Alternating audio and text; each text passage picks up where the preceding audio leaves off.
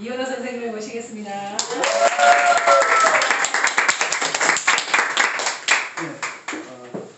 반갑습니다. 저희 우신구에서 역사를 가르치고 있는 이현호라고 합니다. 네, 일단 흔쾌히 말씀하셨다고 하시는데 뭐 그렇게 일이 시작했던 것 같습니다. 예. 또 그렇게 된 이유는 그동안 했던 부분들을 한번 정리할 필요가 있겠다. 그러니까 혼자 앉아서는 잘 안 되더라고요. 그래서 일을 해야만 일 과정 속에서 이게 차곡차곡 정리되는 과정이 되더라고요. 아무래도 오늘 강의 PPT 만들면서 분명히 머릿속에는 이 자료가 어딘가 있었는데 하면서 찾는데 1시간 걸린 것도 있어요. 그러니까 이런 기회가 없으면 저 스스로도 그런 내용들을 정리한 기회를 사실 못 갖는 것 같더라고요. 일상생활에 늘 치여 있다 보니까 기회가 없으면 정리가 안 된다. 그래서 그런 차원에서도 흔쾌히 제가 응했습니다. 주제는 결의하나가 아주 훌륭한 단체인 걸 알기 때문에 제가 굉장히 훌륭한 색깔을 띠고 있을 것이다 라고 생각을 해서 거기에 걸맞는 주제를 골라내려고 노력을 많이 했습니다. 그래서 좀 농담입니다. 예. 그래서 10가지 주제를 잡으려고 했는데 미리 9가지로 줄여주셨더라고요. 왜냐면 기행이 중간에 또 한 번 있어서 9가지 주제로 정했고요. 오늘은 그 가운데 큰 틀, 울산의 어떤 흐름들을 알아야 되지 않나 싶어서 첫 번째 주제는 이렇게 이제 정했습니다. 도대체 이제 근현대 울산의 그러니까 소위 말하는 행정구역, 뭐 또는 울산의 어떤 기본적인 어떤 시설들 이런 것들이 어떻게 변화가 도대체 있었나 이런 부분에 대한 이해가 돼야만 그 안 속에서 살았던 수많은 사람들의 삶이 좀 잘 보이지 않을까라고 생각을 했습니다. 간혹 한 번씩 이렇게 나와서 다른 장소에서 사람에 대한 얘기만 하다 보면 사람들이 이해를 하는 것 같지만 문제가 하나 있더라고요. 그 사람이 살았던 공간, 환경 이런 부분들을 모르는 상태에서 덜렁 사람만 이렇게 접할 때는 결국 이제 나중에 이해도가 떨어지는 측면이 좀 있었던 것 같더라고요. 그래서 그런 측면에서 여기 첫 번째는 이제 이런 어떤 행정적인 부분, 특징적인 근대 문물들을 보고요. 두 번째 주제는 또 거꾸로 역으로 일본은 일제강점기 때 울산 지역에서 어떤 식으로 울산을 통치를 했었나 뭐 객관적 조건이나 뭐 주관적 조건들 이런 것들도 다 같이 한번 살펴봐야 되지 않나 해서 두 번째 주제로 잡았습니다. 그리고 이제 세 번째, 네 번째는 항일운동에 대한 건데요. 항일운동을 크게 둘로 나눠봤습니다. 그러니까 민족주의 계열의 운동, 의병부터 시작해가지고 박상기 의사를 거쳐서 이렇게 일제강점기 내내 이 민족주의 계열의 운동이라고 하는 것이 분명히 있었기 때문에 이걸 한번 정리할 필요가 있겠다.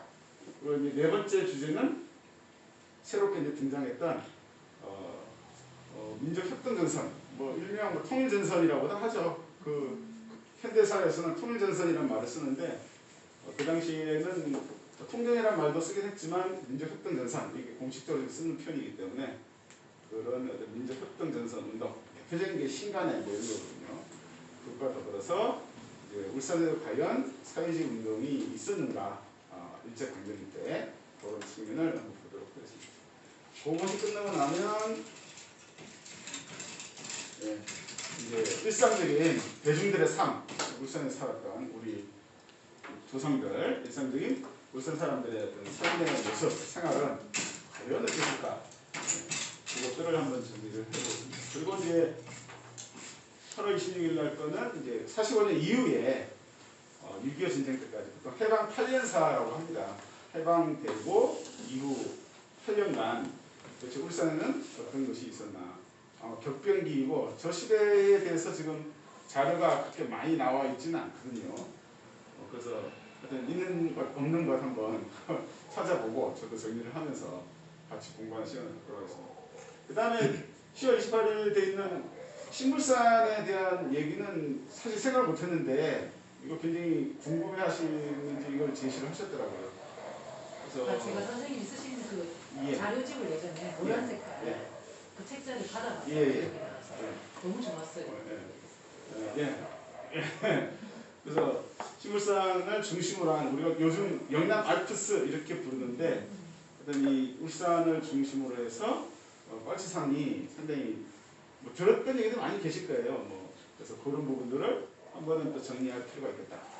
그 다음에 이제 마지막으로는 이제 과연 일제강점기 때 그렇게 열심히 독립운동을 하셨던 이념은 서로 다를지라도 많은 분들이 노력을 했는데 어떤 사람은 북으로 가고 소식이 끊기거나 어떤 사람은 남에 남아서 뭐 어떤 남쪽에서 똥떨거리다가 잘 사는 사람도 있고 비참하게 둔 사람도 있고 여러 사람들이 있는데 그들은 어떤 특징들을 가지고 있는지 이렇게 해가지고 정리를 하고요. 마지막 날에는 저것도 참 좋았습니다. 제가 주제를 안 드려야 되니까 주제예요. 그래서 우리가 기억해야 할 울산의 역사에서 다같이 한번 나누는 시간 이렇게 한번 정리를 해보겠습니다. 그래서 전체적으로 일제강점기가 중심이 돼서 앞뒤 조금씩 해가지고 100년 전 우리 울산에서 이어졌던 일들을 한번 찾아보는 시간을 갖도록 하겠습니다. 그래서 오늘 바로 시작을 하면 되겠습니까? 네. 앉아야 됩니까? 어떻게? 아니, 편하신 대로. 편하신 대로 하시면 돼요.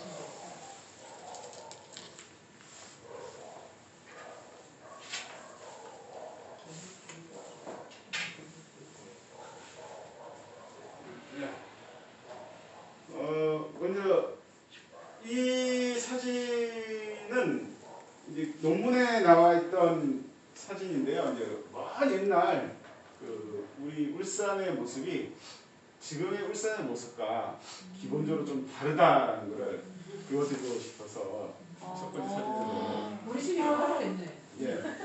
아 지금 이게 없어가지고. 포인트가 예, 포인트가 없어서 요거 마우스로 표시를 네. 하도록 하겠습니다. 마우스? 네. 마우스가 안 보이네. 이쪽이나. 이거 맞아요. 나야 되구나. 네. 지금 우리가 알고 있는 울산의 모습과 많이 다른데요. 이게 이제 구석기를 지나고 신석기 시대가 되면 대략 한 10,000년 전입니다. 10,000년 전. 지금부터 10,000년 전부터 빙하기가 끝나고 따뜻한 이제 지금 우리가 살고 있는 간빙기라고 하거든요. 그래서 간빙기 시간에 이제 얼음들이 녹으면서 물들이 많이 이제 높아지기 시작합니다. 얼마나 정도가 높아졌냐면 대략 한 100m 정도가 높아졌다고 봅니다. 무슨 말이냐면 우리나라하고 중국 사이에 있는 바다가 우리는 서해라고 그러잖아요. 네. 중국 애들은 뭐 황해라고 부르기도 하는데 거기에 제일 깊은 바다가 보통 100m 정도밖에 안 돼요. 황해 바다가. 6년 전에 있었던 그 세월호 사건 때 세월호가 깔아앉은 깊이가 겨우 42m예요. 42m 깊이에 깔아앉았는데 그렇게 수많은 학생들이 희생을 당하는 거였거든요. 근데 거꾸로 따지면 100m가 채 안 되는 바다예요. 그러니까 10,000년 전에는 거기가 육지였습니다, 그냥. 그 중국과 우리나라가 그냥 걸어서 왔다 갔다 했던 곳이거든요. 심지어 일본하고 우리도 걸어 왔다 갔다 했어요. 왜냐면 우리하고 일본 사이에 대마도가 있고 대항해와 뭐 스시마에 이렇게 있는데 네. 거기가 제일 깊은 데가 150밖에 안 돼요. 150이면 얼마 안 되죠. 우리 운동장 보면 끝에서 끝에가 100m잖아요, 기본. 네. 그 정도 깊이밖에 안 돼요, 사실. 이거 뒤집어 놓으면 이렇게 되는 건데. 근데 그게 바다가 되면 어마어마한 깊이가 돼서 굉장히 깊어 보이는 거죠, 사실은. 그러다 보니까 이제 물이 신석기, 우리가 보통 배웠을 때 신석기 시대가 되면 물이 많이 쌓이면서 울산의 상당 부분이 이렇게 침수가 되어 있는 상태인 거죠. 그래서 글자가 지금 잘 안 보이고 여기 구라입니다, 구라. 구라의 앞까지가 바닷물이 들어왔던 거죠. 그럼 뭐 태어가면 섬이 없네요. 그렇죠. 여기가 이제 수많은 이제 바다고 이제 시간이 지나면서 최근에 와서야 흙이 쌓이면서 울산 태화강역 앞까지가 흙이 쌓인 거예요, 사실은요. 그러니까 임진왜란 때 학성공원 앞에 뭐 일본군이 성을 쌓고 뭐 일본군이 개타 들어왔다는 것도 그게 가능한 이유가 저런 깊숙이 바닷물이 안쪽으로까지 들어가 있는 상태이기 때문에 가능한 거거든요. 그러니까 지금의 모습으로 옛날을 보게 되면 착각을 많이 하게 되는 오류가 이런 데서 나오는 겁니다. 이런 측면에서 이제 지형이나 이런 것들도 기후나 이런 것들도 사실은 역사 속에서 볼 때 좀 잘 봐놔야 된다 이런 얘기가 들려요. 뭐 또 다른 마우스가 이러거든요. 여기 보시면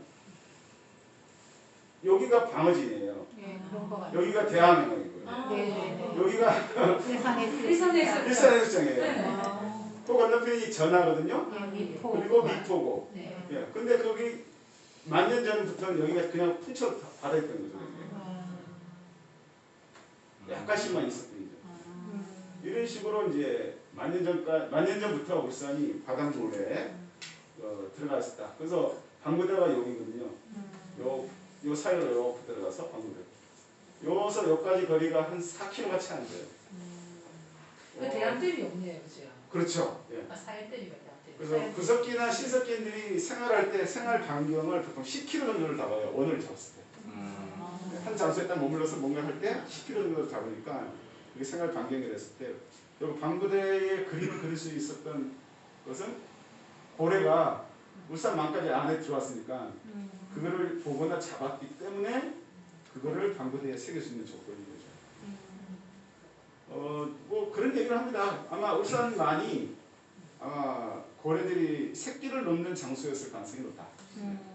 저기 멕시코 쪽에 TV들이 여러 번 나왔지만 새끼를 놓기 위해서 뭐 피부를 벗기기 위해서 따뜻한 곳으로 내려온다 그러거든요.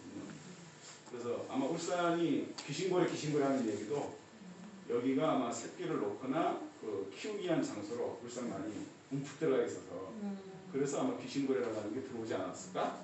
그러다 보니까 그게 많이 이제 구석기나 신석기인들한테 포착이 되고 잡히고 이러다 보니까 그게 새겨진 거다. 이제 그런 얘기를 합니다. 그런 측면에서 이제 지형을 우리가 좀 봐야 되고요. 그 다음에 이게 이제 현재의 모습입니다. 우리 울산에 많이 바뀌었죠. 보시면 여기가 이제 평야로 다 바뀌었잖아요. 이렇게 흙이 쌓였습니다. 내려오면서 흙들이 계속 쌓이면서 여기가 평야지대가 이렇게 됩니다. 이렇게 완성된 모습은 일제강점기 때 1930년대 초반에 울산 수리조합이라고 해서 수리조합이 만들어져가지고 여기를 뚝을 쫙 쌓는 공사를 했어요. 그래서 지금 우리가 알고 있는 태화강의 모습이 만들어진 지 이제 90년쯤 돼가네요. 1930년대에 수리조합에서 뚝을 쌓아서 지금의 태화강 모습을 완성을 시켰죠. 이 모습입니다. 이 모습인 거죠. 여기까지 뚝을 쌓거든요. 그전에는 여기가 바다였습니다. 그래서 이걸 이제 이해하시면 한 150년 전에 여기가 바닷물이 들어가 있었기 때문에 지금도 흙이 그냥 쌓여서 뻘이 되어 있기 때문에 건물을 지을 때 40m 정도로 심을 박아야만 밑에 기초가 박힌다고 하는 얘기가 그런 이유 때문에 발생하는 거예요. 모르죠. 이제 또 지진이 크게 일어날 경우는 기초를 잘못 박은 건물은 또 흔들릴 가능성도 조금 있는 이유도 이런 지형의 변화에서 나왔다라고 보시면 됩니다. 그리고 이 지도를 이제 보여드리는 것 중에 하나는 여기 옛날부터 사람들은 자기가 살던 지역이 변하지가 않았었어요. 예를 들면 여기 울산이 이제 중심지가 여기다 보면 경주에서 부산으로 가는 길은 딱 요거밖에 없어요. 요 길 바로 저쪽 언양을 거쳐서 그죠? 공계에서 내려와가지고 언양 거쳐서 양산으로 가는 요 길 하나. 그 다음에 요 밑으로 이렇게 내려오는 길이요. 그러니까 모아에서 내려오는 길이죠. 요 길 하나. 요거밖에 없어요 길은요. 그리고 이제 중간중간 요 계곡길을 이용하는 게 두 갈래가 있었습니다. 두 갈래가. 하나가 이제 저기 보니까 다운동으로 빠지는 길인데요. 다운동으로 가서 이렇게 가는 길. 그 다음에 우리가 알고 있는 이 망성, 그래서 치술령 넘어가는 길. 두동으로 들어가는 길이죠.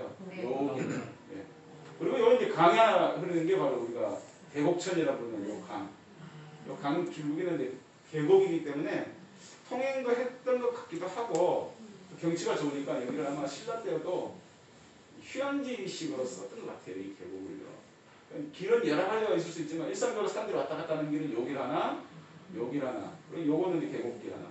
부산 내려가는 길은 여기 부산 쪽은 이렇게 해서 낙동으로 바로 빠지죠. 네. 요 길밖에 없어요.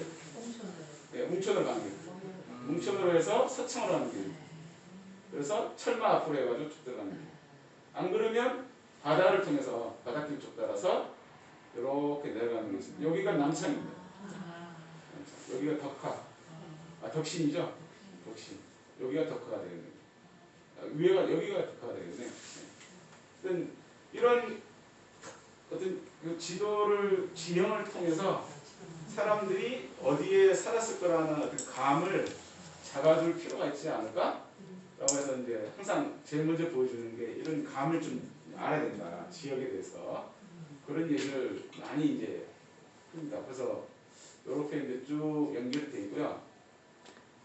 이거는 이제 눕혀서 봤을 때 약간 뭐 이건 이제 구글에서 이렇게 구글 버스라고 하는 프로그램이 이게 가능합니다. 예.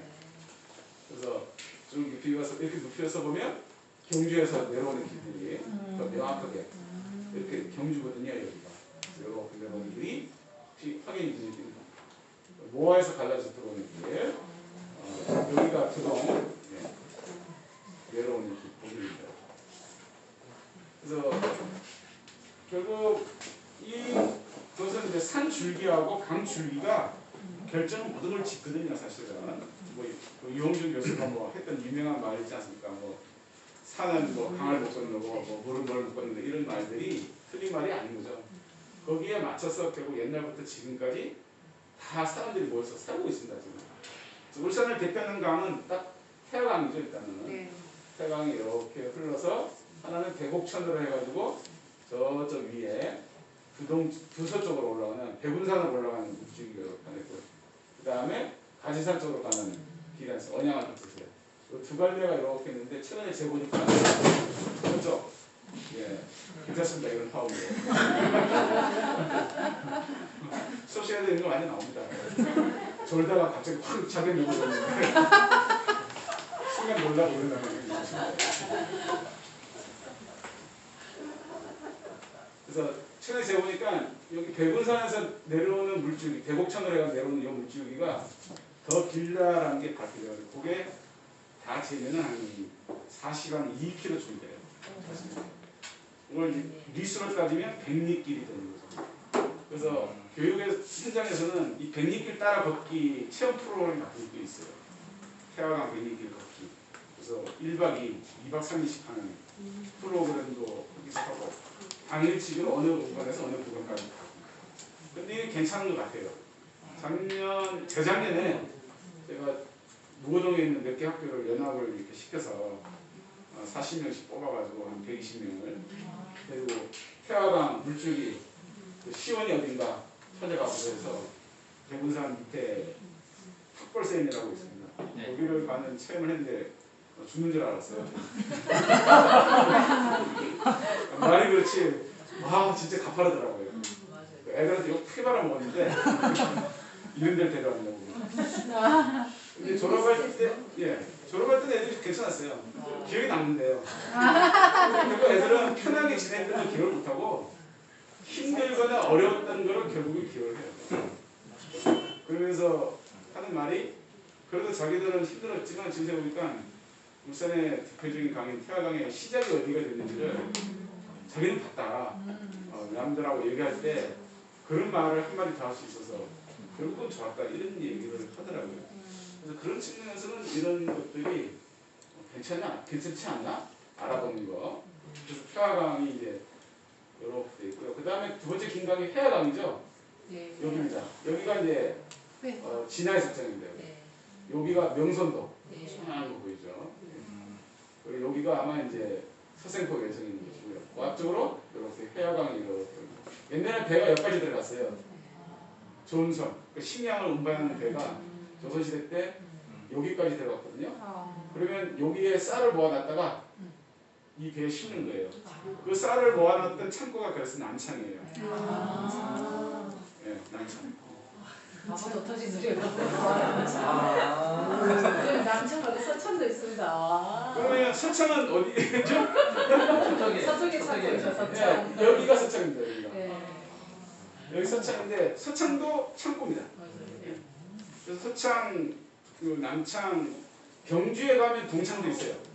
그 모든 지역에 조선시대 때 그렇게 창고를 뒀어요.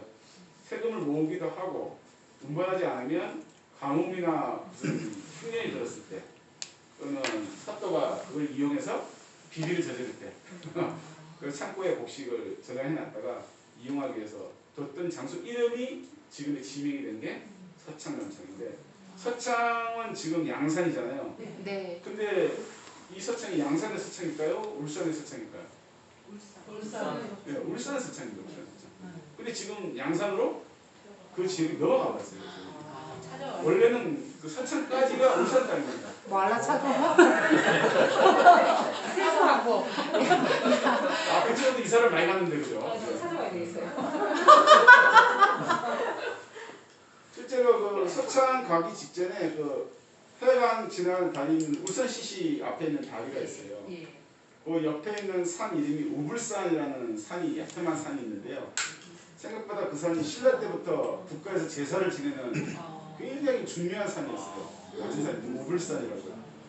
그래서 그 지금도 가보면 그 밑에 우불산 신사라고 하는 신사가 있습니다. 그러니까 일본식 신사가 아니에요. 우리도 원래 신사가 있었습니다. 그래서 우불산 신사가 신라 때부터 고려를 거쳐 조선 시대까지 제사를 국가에서 거쳐 지냈어요. 국가에서 제사를 지낸다는 건 울산 사또가 거기까지 가서 직접 제사를 지냈었습니다. 지금은 양산시장이 제사를 지내고 있어요. 이런. 지금도 지내고 있어요. 근데 왜 도대체 거기 울산 신사가 왜 거기에 왜 울산 신 요즘 되는데요. 거기 왜 울산 신사에 제사를 지내냐? 그래서 저게 이제 뭐냐면 그 옆쪽에 울산 시시 산이 야트만하게 있잖아요. 거기가 대대리 지역이거든요. 네, 대대리. 그 대대리 지역에 엄청난 신라 시대 때 신라 이전 사만 시대라고 그러죠. 네. 망한 지난 배난할 네. 때 그때 사만 시대 때 해당하는 무덤들이 굉장히 수천 개가 있어요. 한 1,000개 정도. 그런데 왜 이렇게 무덤이 많았는데 그게 소위 울산의 신작이라고 하는 우시산국이란 말 들어보셨어요? 네. 바로 그 우시산국의 어떤 중요 장소가 거기였습니다. 그러니까 우불산, 대대리 고분군, 그다음 그 안쪽으로 들어가면 검단이라고 네. 나와 있죠. 그 검단 지역이 아마 우시산국의 중심이었을 가능성이 있어요. 그래서 거기서 살던 사람들이 죽으면 동쪽 편에 넘어와서 대대리 그쪽에 무덤을 만드는 거죠. 그리고 그 주변에서 신성시된 산이 우불산이라는 산으로 바뀐 거고. 그런데 이제 신라가 초기에 우시산국을 정복하니까 그 지역을 아우르기 위해서 신라 국가 차원에서 제사를 매번 지내줬던 거죠.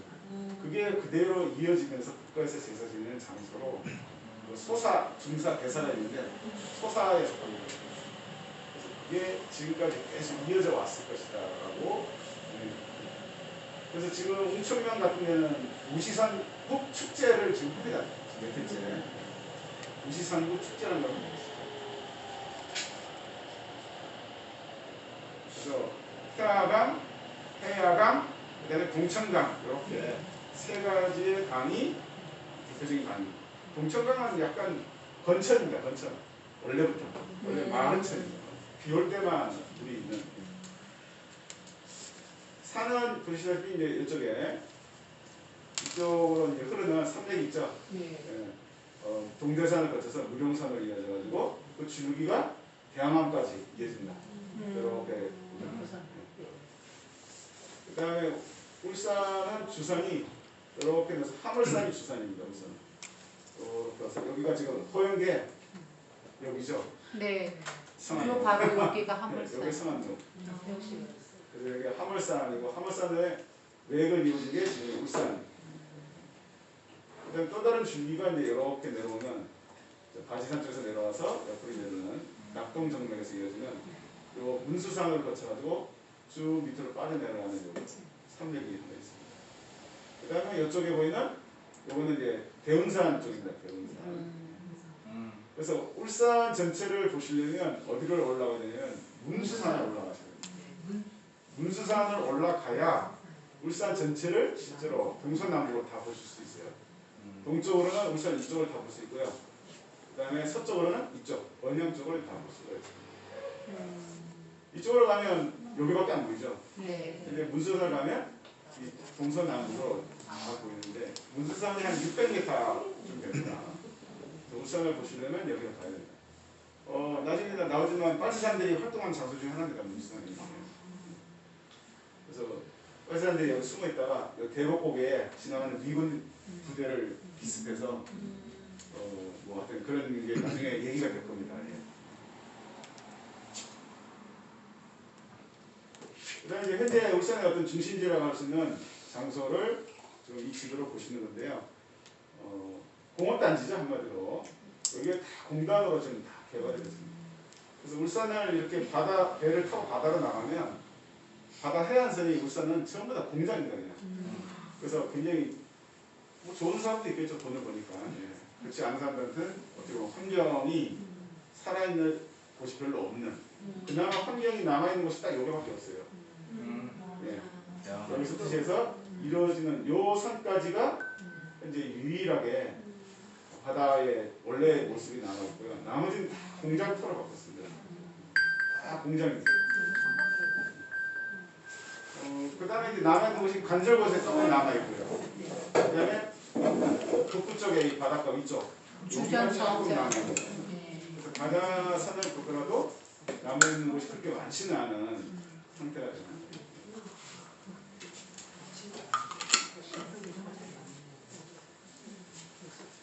여기서 이제 일본인들이 울산에 접근해 들어왔을 때는 울산에 들어온 통로가 바닷길을 통해서 많이 들어왔거든요. 원래 부산 쪽으로는 기찻길을 따라서 일본인들이 기차선을 타고서 올라갔는데 울산은 기차가 없었기 때문에 배를 타고 들어와서 일본인들이 울산에 들어와서 자리를 잡았는데 제일 먼저 들어온 데가 장생포입니다. 이유는 다른 게 없고요. 고래 때문입니다. 러시아가 이미 조선 후기 때부터 바다에서 고래를 잡으면 해체를 해야 되지 않습니까? 그 해체를 위해서 해체 장소가 필요했어요. 그래서 우리나라 허락을 안 받고 여기로 들어와서 여기서 해체를 했어요. 여기서. 여기 왜 들어왔냐면 바닷물이 안쪽에 들어오니까 파도가 잘 안 치고 여기서 해체를 했고 그 다음에 1899년에 우리나라로부터 공식 허가를 받았어요. 해체장을. 그러니까 이제 일본이 약간 이제 뺀 도는 거죠. 왜 우리는 안 해줘? 이런 식이 된 거예요. 그러다가 5년 뒤에 러인 전쟁이 터지면서 러시아가 패배하니까 일본이 잽싸게 이 러시아의 해체 장소를 자기들이 차지해 갔어요.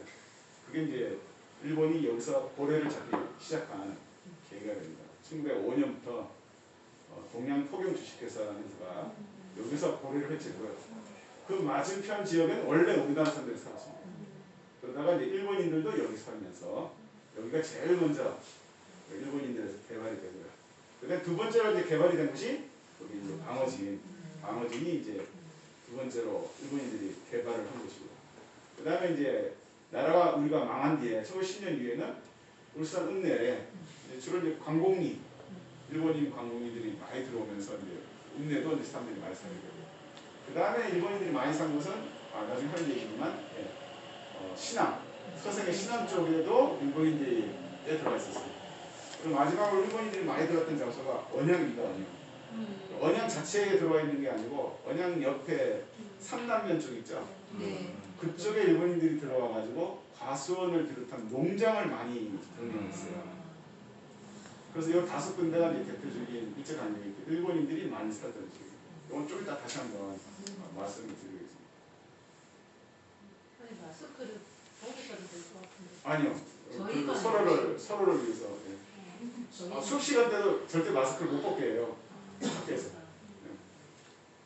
안 그래도 지금 학교 앞에 문수산 탄산 오시는가요?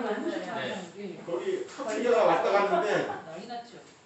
그래서 난리가 났잖아요. 네. 하필이면 우리 세 분이 거기 동선이 겹쳤어요.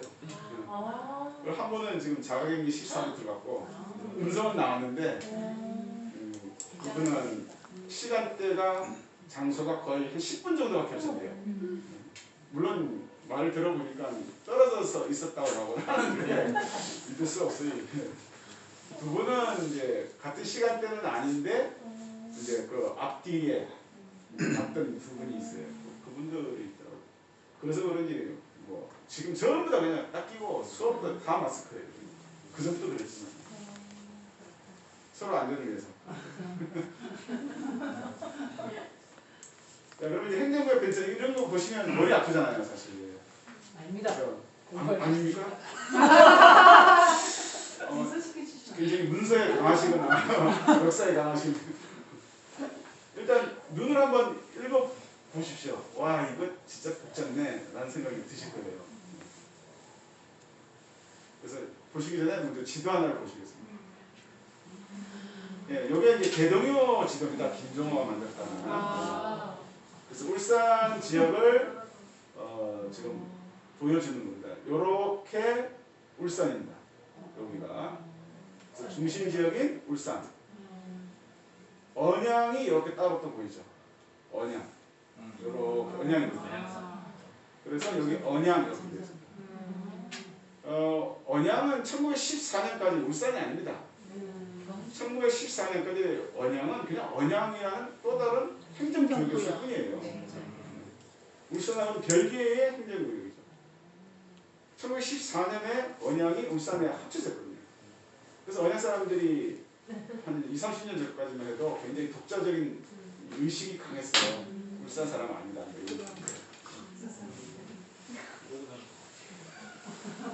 그러니까 이제 언양이 울산과 합쳐진 지 올해로 몇 년 됐죠? 107년? 107년 됐네요. 107년. 그래서 태화강이 이렇게 가는 게 보이죠? 이렇게 해서 대곡천을 거쳐서 이렇게 올라오는 백운산까지 올라가는 게 보이고요.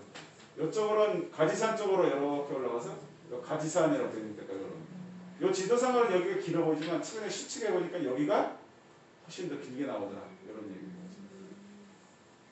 그래서 아까 봤던 우불산이라는 거 보이죠? 우불산. 예. 그 옆에 서창, 서 이렇게 보입니다. 그 다음에 여기 문수산입니다. 앙해사. 그래서 김정호가 이렇게 세밀한 지도를 잘 만들었죠.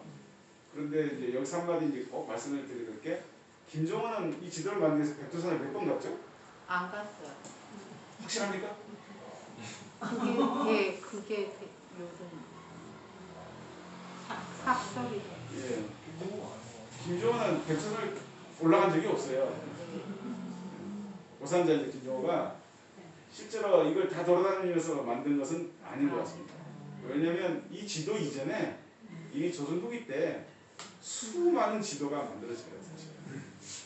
그러면서 요거 바로 앞에 청구도라고 하는 지도가 있는데, 그 지도를 보면 굉장히 거리를 우리 모눈종이 그리듯이 지도를 이미 제작을 하고 있어요. 거리에 맞춰서. 그래서 그런 어떤 수많은 과정을 거쳐서 김정호가 최종 정리를 한 사람. 정리를 한 사람이지, 실제 백두산을 7번 가고 전국을 몇 바퀴 돌면서 그게 영화로 만들어졌잖아요. 그래서 망했잖아요. 고산자네 그 영화. 고산자. 더 갔나 보다 봐요. 주인공이 또 문제가 있었던 것 같아요. 그죠? 차승원. 네. 원래 그 영화 만들기 한 3년 전쯤에 제가 아는 분이 영화 제작을 하는 분이 계신데, 그분이 이제 울산에 무슨 초청을 내가 해가지고 강연을 다른 문제로 초청을 들어 디프리를 딱 하는데, 그걸 뭘 만드신 분이에요? 차이나타운을 제작하신 분이에요. 김일수가 나오는 차이나타운 그걸 만드신 분인데, 이제 무슨 다른 일로 소개을 해서 강연 끝나고 디프리를 무거동 그 KT 앞에서 실증해서 디프리를 하면서 이제 이런 얘기 저런 얘기 하다가 다음에 자기가 제작할 영화가 내가 이제 역사 선생님을 아니까 김정호를 하고 싶은데 어떻게 생각하는지 묻는 거예요. 그래서 내가 바로 얘기했죠. 원한다. 하지 마라. 그러니까 깜짝 놀라는 거예요. 왜 그러냐? 그 사람 스토리가 얼마나 좋냐. 백두산도 몇 번 올라가고 고난을 겪고 그래서 몰라주는 세상을 극복한 사람이 그게 아니야. 다 뻥이다. 그래서 나보고 무슨 근거냐 이렇게 얘기했는데, 그런 만들어졌냐면 일제강점기 때 네. 일본인들이 교과서에서 그런 식으로 가르쳤어요. 왜요? 일본인들이 만든 교과서 안에 김정호가 백두산도 올라가고 그런 고등학교 근데 몰라주고 대원군이 감옥에 집어넣어서 죽였다. 라는 식으로 교과서로서 가르쳐졌어요. 대원군을 빨리 간 대원은 거예요? 비싼 거구나. 예. 결국 의도가 뭘까요? 그러니까 조선왕조의 무능한. 그렇죠. 왜냐면 조상들은 무능했어. 라는 식으로 유도하기 위해서 만들어진 이야기입니다. 그러니까 이제 대부분 사람들이 그걸 잘 모르니까 그냥 대단한 인물을 스토리텔링이 되니까 해볼까? 벌써 딱 느낌이 오더라고요. 하면 망한다.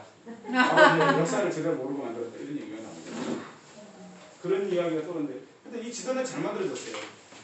여기 선이 뭐냐면 여기 점이 콕콕 찍혀 있죠? 네. 이게 그냥 찍은 게 아니에요. 거의 예, 거리를 실제로 나타내는 거죠. 저게 신립이다, 신립. 점 하나 사이가 신립. 우리 지금 키로수로는 4km거든요. 그러니까 굉장히 그런 부분들을 정확성을 띠기 위해서 만들어졌는데 예를 들어 울산과 언양 사이에 점이 하나, 둘, 셋, 넷, 12km 떨어져 있습니다. 그래서 언양 고속도로 이렇게 올라가면 12km에서 14km 이렇게 됩니다. 실제. 이게 거짓말처럼 만들어진 게 아니거든요. 그런 것들도 지도를 보시면 되고, 그래서 이 지도에서는 언양과 울산은 원래 별개의 지역이었다. 그 다음에 보실 때 동그라미나 네모 치진 게 보이죠? 네. 여기 뭐냐면 이제 높은 그러니까 국가 공무원, 중앙정부에서 내려온 국가 공무원이 머물렀던 거죠. 사또. 우리가 말하는 사또가 머물렀던 장소를 표시하는 겁니다. 예를 들면 여기는 울산 도부 부사, 울산 부사가 있던 거. 이거는 언양 현감이 있던 거. 그러니까 사또죠, 사또. 그러니까 관리들을 통칭해서 우리가 지방 사또를 수령을 전부 사또라고 부르는 거예요. 그런데 급수는 다르죠. 사또지만 여기는 3급인가 그렇고 여기는 6급이에요. 언양은 행정구역 중에 가장 최하로 작은 행정단이라서 지금으로 치면 6급 주사가 와서 다스리는 정도. 그냥 그렇게 생각하시면 돼요. 여기는 이제 3급. 그리고 여기는 동그라미 하나 보이죠? 목자가 써져 있어요. 남모예요, 예, 바로 남목입니다. 왜 그러냐면 요 무슨 선 같은 거 하나 보이죠? 네. 요게 요 지역에 마성입니다. 마성. 말을 키우려고 저기다가 성을 쌓았어요. 우리가 적을 맡기는 성보다는 낮아요. 한 1.5m 말이 뛰어넘지 못하게 한 정도 수준의 마성을 조선시대 때 쌓아가지고 요 안에서 말 키우는 일을 담당한 감목관이라고 합니다. 감독한다. 목장을 감목관. 감목관은 이 사람도 유품이에요.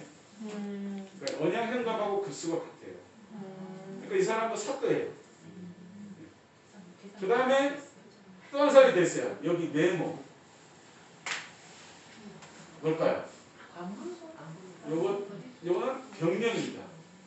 병력. 병영. 중국 병령입니다. 근데 굉장히 그게 나 뭐가 좀 이쪽이지만 크게 이렇게 표시되어 있죠? 네. 더 높아요. 이 사람은 이품이에요. 정이품. 지금으로 치면 사단장보다는 높고 군단장보다는 아래 급수예요. 그러면 별로 치면 2스타에서 3스타 정도 가는 경상도 지역 육군을 총괄하는 장군이거든요. 그래서 울산 사또보다 높아요. 그래서 울산 사또가 발령받아서 울산에 오면 저기 병사한테 가서 인사를 해야 돼요. 그만큼 굉장히 높은 사람이에요. 이게. 그러다 보니까 울산은 전체적인 분위기가 군사적인 분위기가 강한 지역. 요즘으로 치면 철원, 연천 이런 분위기 지역이 울산이었던 거예요. 사실. 왜 그러냐면 일본과의 관계 때문에 형성이 된 거거든요. 그러니까 일종의 일진회란도 겪었었고 그전에 외국 문제도 있었지만 그 이후에도 일본을 경계하기 위해서 계속 500년 정도 요즘으로 치는 군사령부가 위치해 있기 때문에 이 제대로 된 요즘 말로 치면 양반이라고 불릴 만한 사람들은 사실 없었어요. 네, 그렇구나. 지금도 사실 전방 쪽에 군 부대 옆에서 뭐 이렇게 공부하고 이런 게 가능하겠습니까? 불가능하죠. 예. 네. 불가능합니다 사실은.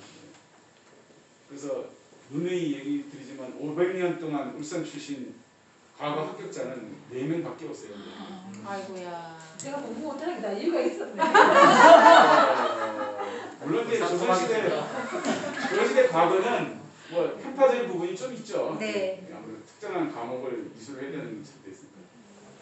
다행히 그래도 부산보다는 낫습니다. 부산은 한 명도 없어요. 그렇죠? 부산은 과거 합격자가 없어요. 단 한 명도. 그래요? 제가 말씀드리는 건 대가를 말하는 겁니다. 예. 대가. 속가 말고요. 속가가 뭐냐면 이진사, 김진사, 진사. 네. 이 김생원, 원생원 할 때도 네. 생원. 그거는 속가예요. 근데 대가는 우리가 요즘으로 치면 사법고시, 행정고시 네. 를 대가라고 하는 거예요. 그것은 암행어사 같은가요? 암행어사요? 갑자기 암행어사 궁금하십니까? 그래서 보통 33명을 뽑습니다. 1등을 장원급제라고 하고요. 1등을 뽑히면 바로 이제 7품으로 시작하는 경우가 많아요. 7품으로.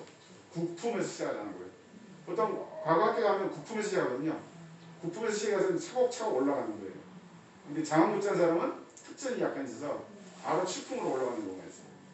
그만큼 이제 그런데 근데 장원급제한 사람이 잘 나가는 경우는 그렇게 많지가 않아요. 생각보다. 그 밑에 단계. 아무래도 이제 경쟁의식이 있는 사람들이 더 열심히 하는 것 같아요. 하여튼 그런데 울산은 4명이 나왔고 부산은 왜 없을까요? 그러면 부산은 울산보다 더 안 좋은 조건이죠. 전방 중에서도 최전방이잖아요. 늘 외인들을 접하는 사람들이고 전부 다 바닷가이기 때문에 조선시대는 농업을 위주로 하는 사회잖아요. 네. 농본주의잖아요. 농장. 그러니까 부산 사람들은 완전히 이렇게 천시했어요. 그래서 뽑지를 않습니다. 과거 시험이 망하지가 않습니다. 과거 시험 칠 때 맨 앞부분에 자기 5대 전류를 다 써야 돼요. 5대 할아버지까지 다 씁니다. 그리고 자기 외가축도 다 써야 돼요. 심지어 결혼한 사람 처가 쪽까지도 다 써줘야 돼요.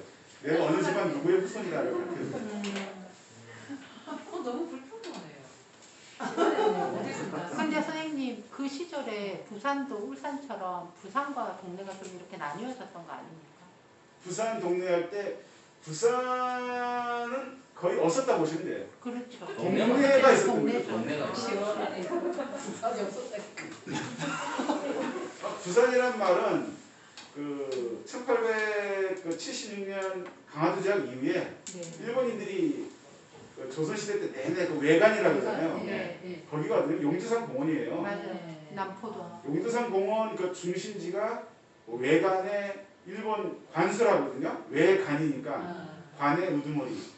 그 외관의 우두머리 관수라고 하는데 그 일본인이 와서 그 외관을 통제하거든요. 뭐냐면 거기는 일본인들만 와서 사는 우리 옛날로 치면 용산 같은 곳이에요. 지금부터 지금 미국 부대네요. 그러니까 이제 지금 제가 예를 어떻게 잘못 들은지 모르겠는데 용산은 약간 군대잖아요. 네. 여기는 이제 무역을 하는 곳인데 하여튼 자기들만의 독자적인 지역인 거예요. 그래서 외관은 담장이 쌓여져 있어요. 부산에서 사각형으로. 보면 딱 부산에 가시면. 있어요. 사각형으로 딱 외관을 담장을 쌓아놓고 일본인들은 그 안에서만 생활해요. 그리고 차이나타운. 그런 셈이죠. 담장 생활. 그리고 주변의 산에서 우리나라 군인들이 365일 지키고 있어요. 그 외관을. 그래서 부산에 가시면 그 외관 그 옆에 보면 복병산이라는 산이 있어요. 바로 옆에 산인데 그게 뭐냐면 우리나라 군인들을 숨겨놓고 감시하게 돼서 이름이 복병산이에요.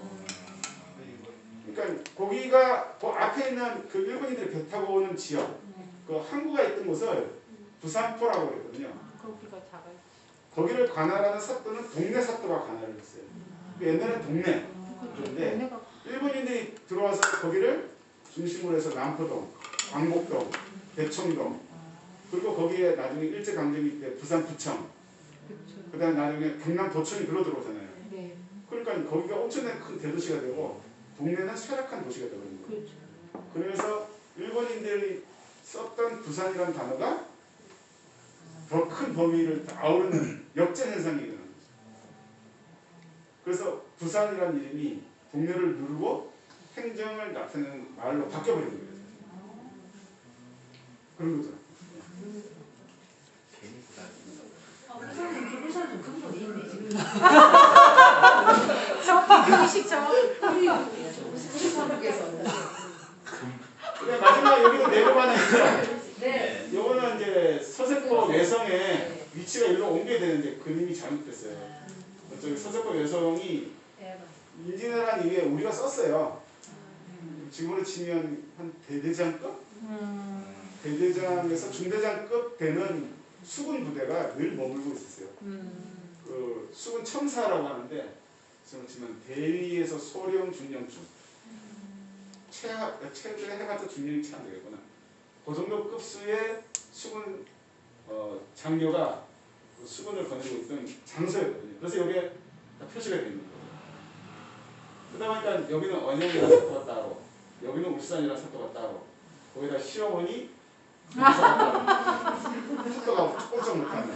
그렇죠. 그 다음에 여기 지금 동부지역이죠. 동부는 남모. 남북이라고 해서 여기 또 따로 떨어져 나가는 거예요. 그러니까 뭔가 이렇게 분위기가 서로 이렇게 떨어져 있는. 그러면서 전체적인 분위기는 굉장히 군사적인 성격이 강한 게 울산의 어떤 풍자죠. 그렇게 보시면 울산의 어떤 모습이 잘 보이고, 양반들은 까놓고 얘기하면 조선 임진왜란 이전에 양반이라고 불릴만한 사람들은 울산에 별로 없어요.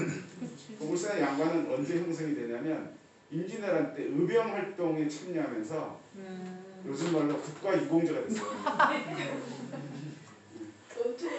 지금도 그렇잖아요. 6.25 전쟁이나 베트남 전쟁에 참전을 하면 그 공로를 이어서 국가 유공자가 되고 국가로부터 대우를 받잖아요. 네. 지금은 워낙 사람이 많고 그런 부분들에 크게 연연을 안 하니까 문제인데 조선시대 때는 그게 굉장한 국가를 생각 차원에서 보면 대단한 사람들이거든요. 그 사람들이 결국은 울산의 양반 세력으로 지금 커나갑니다. 그래서 그 사람들이 처음부터 공부를 잘한 건 아닐 거 아니에요. 그러니까 그 후손들이 쭉 가서 이제 18세기 가야 속과도 좀 합격하고 그러다가 대가가 처벌 한 명이 나오는 거예요. 18세기 때. 혹시 학성이시? 예, 학생이십니다. 이근호라고 네.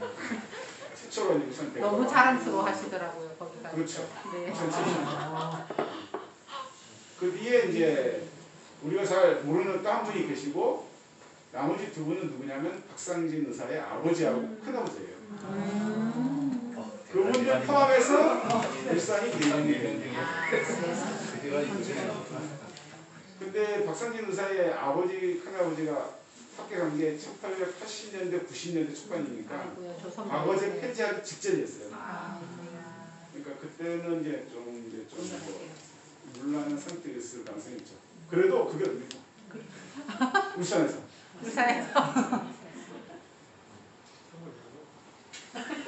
뭐라고? 찬스에 가겠다. 나중에 박상진 의사 얘기 나올 때 약간 얘기해요. 그 다음에 대동의 지도가 좋은 게 강하고 산줄기를 묘사를 잘했어요. 우리나라 전통 산줄기죠.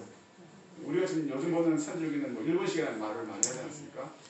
근데 이제 대동의 지도는 우리식 전형적인 산맥이 아니라 산경을 말하는 그런 거죠. 그런 식으로 해서 쭉쭉 이어지는 부분들이 잘 남아 있습니다. 이거를 참고를 많이 하시면 도움이 됩니다. 지명들도 나름대로 다 정확한 편입니다. 저렇게 됐던 조선시대 때 1895년이 되면 이제 세상이 바뀌기 시작하는 거예요.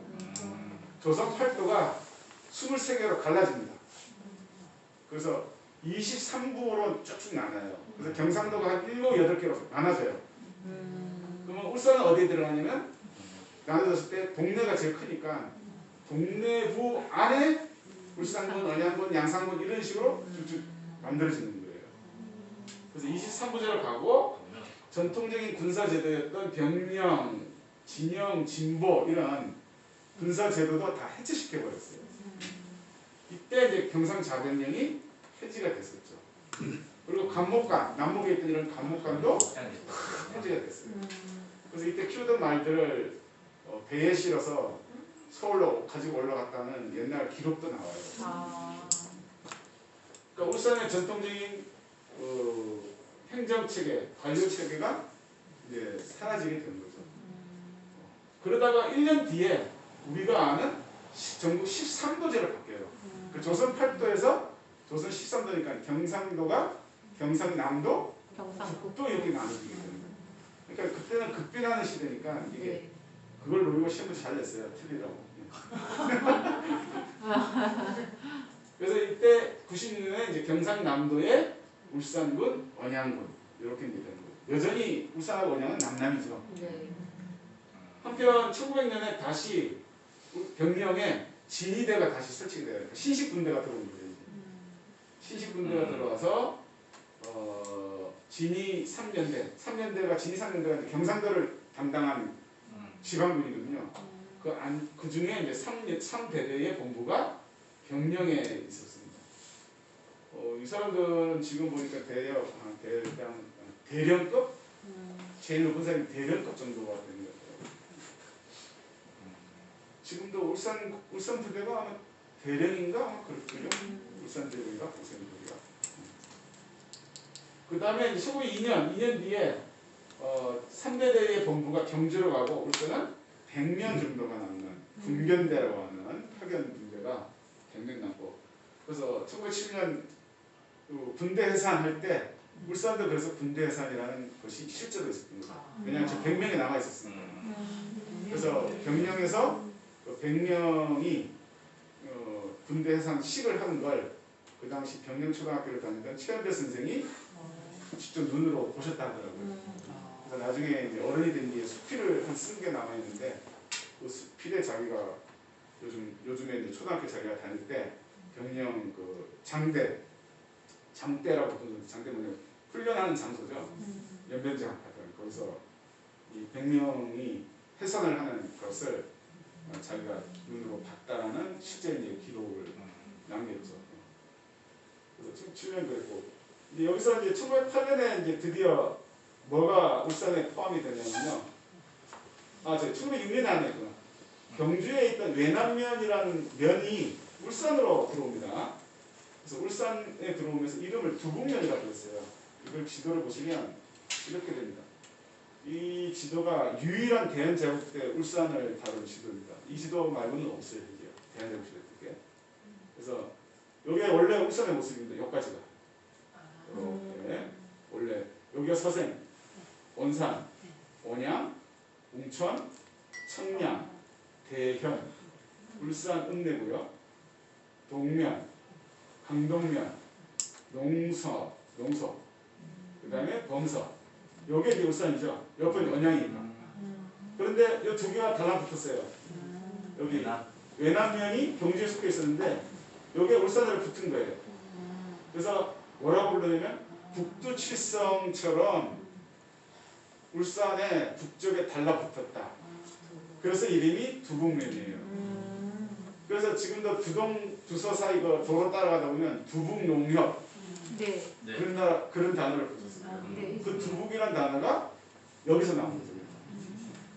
그러다가 이 2년 뒤에 이 두북면이 길을 따라서 두 개로 쪼개졌던 거예요. 그러면서 두동과 두서가 이렇게 되는 거예요. 그러니까 이 사람들은 사실 전통적으로 자기들은 울산 사람이라고 생각을 안 했어요. 자기들은 원래 경주 사람이었거든요. 그러니까 봉계를 비롯해서 뭐 여기 있는 뭐 니전이라든지 이런 사람들 전부 다 원래 자기들은 경주 사람 생각했고, 그래서 사실 이게 경주 이야기예요.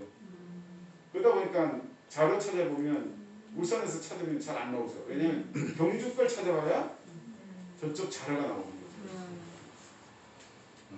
그래서 울산에 이제 1906년에 붙다가 2년 뒤에 둘로 쪼개졌다. 반대로 이때 서창이 있는 웅상이 이때 이제 양산으로 넘어가는 거예요. 산으로. 그러니까 받고 넘겨주고 이렇게 됩니다.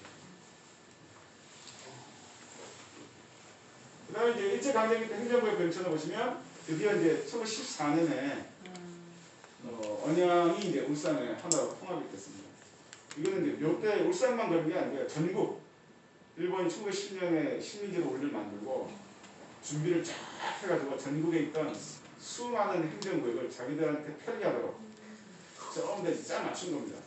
지방의 군이 몇 개가 있으면 약 340개 정도가 있었어요. 근데 그걸 한 280개 정도로 줄인 겁니다. 자기들 통치하기 편하게. 그래서 언양은 이제 작은 지역이다 보니까 결국 울산에 통합이 되는 거예요. 그러다가 이제 여기 보이는 1928년에 뭐 이런 과정이 있었습니다. 우리가 알고 있는 상북은 원래 두 개가 합쳐진 겁니다.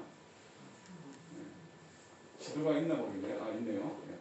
여기 이제 일제강점기 때 울산의 행정구역을 그린, 일본 애들이 그린 거예요. 일제강점기 때 통치구역을. 그래서 여기 보면 일본해라고 있잖아요. 일본 애들이니까 당연히 일본해라고 할 수밖에 없죠. 네. 일본 애들이 그린 거 보면 이제 중심에 울산면 이렇게 있고요. 병령이 중심이 되는 하상면. 병령을 중심으로 하는 지역은 하상면이라고 부르습니다. 지금은 중구에 포함이 됐지만 일제강점기 내내 하상면입니다. 하상면. 그 다음에 요 위쪽에 농서, 그 다음에 저 건너편에 강동, 강동이라고 했었죠. 예. 그 다음에 동면 이렇게 있고요. 지금은 사라진 대연면이라고 했습니다. 대연면. 지금은 남구에 포함이 됐습니다. 왜냐면 아마 양동에서 저쪽으로 넘어가는 약간 이렇게 지금 보면 약해졌지만 옛날에는 그게 높은 고개였나 봐요.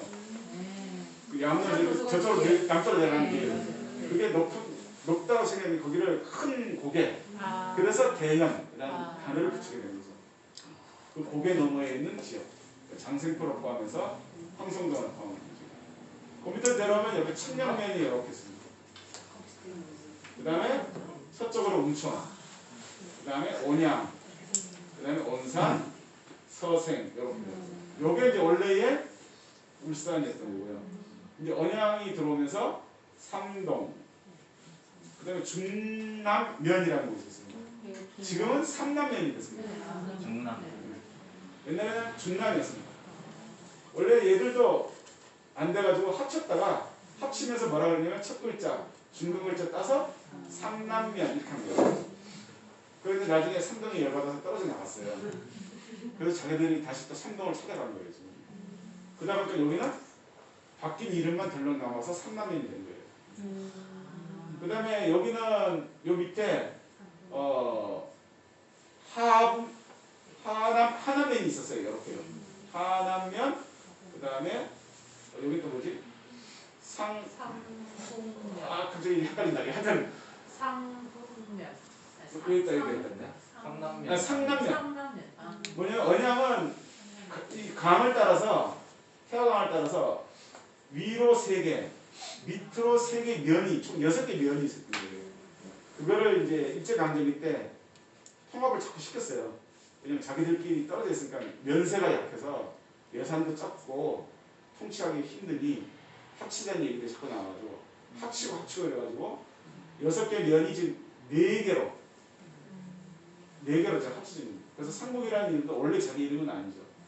그리고 이제 위쪽에 두동과 두서면 이렇게 해서 사실은 굉장히 큽니다. 그래서 경남이 27개 군인가 그러는데 일제강점기 때요. 그 중에 크기나 인구나 세금이나 어떤 힘, 분쇄가 대충 3위에서 4위 정도였습니다. 일제강점기 때문에. 내내. 인구수도 그렇고, 세금이나 뭐 부담하는 거, 뭐 도박하는 거, 이런 것도 뭐 남부럽지 않게. 울산이 생각 외로 살기가 괜찮았던 곳인 것 같아요. 그거 요즘 뭐 생활하시다 보면 느끼잖아요. 다른 데 뭐 비가는 엄청 나왔다지만 울산은 뭐 대충 수치고기 넘어가는 것 같은데 그런 경우 의외로 많잖아요. 네. 그래서 의외로 농사 짓기에도 나쁘지 않은 왜냐면 가지산을 중심으로 하는 그 영남 앞에서 그 산맥이 막아주니. 예, 다 막아주니까 그런 피해가 옛날부터 다른 지역에 비해서는 적었던 것 같더라고요. 근데 안 좋은 점이 딱 하나가 이제 너무 외졌다는 거죠. 그쵸. 치우쳐져서 서울과 연결하는 게 너무 안 좋았다. 이런 얘기를 많이 합니다.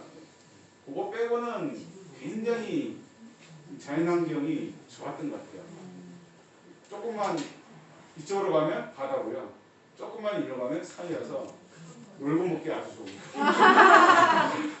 돈만 있으면 하여튼 환경은 그런 대로 괜찮은 것 같은데 지금은 모르겠습니다. 공업화가 워낙 많이 돼서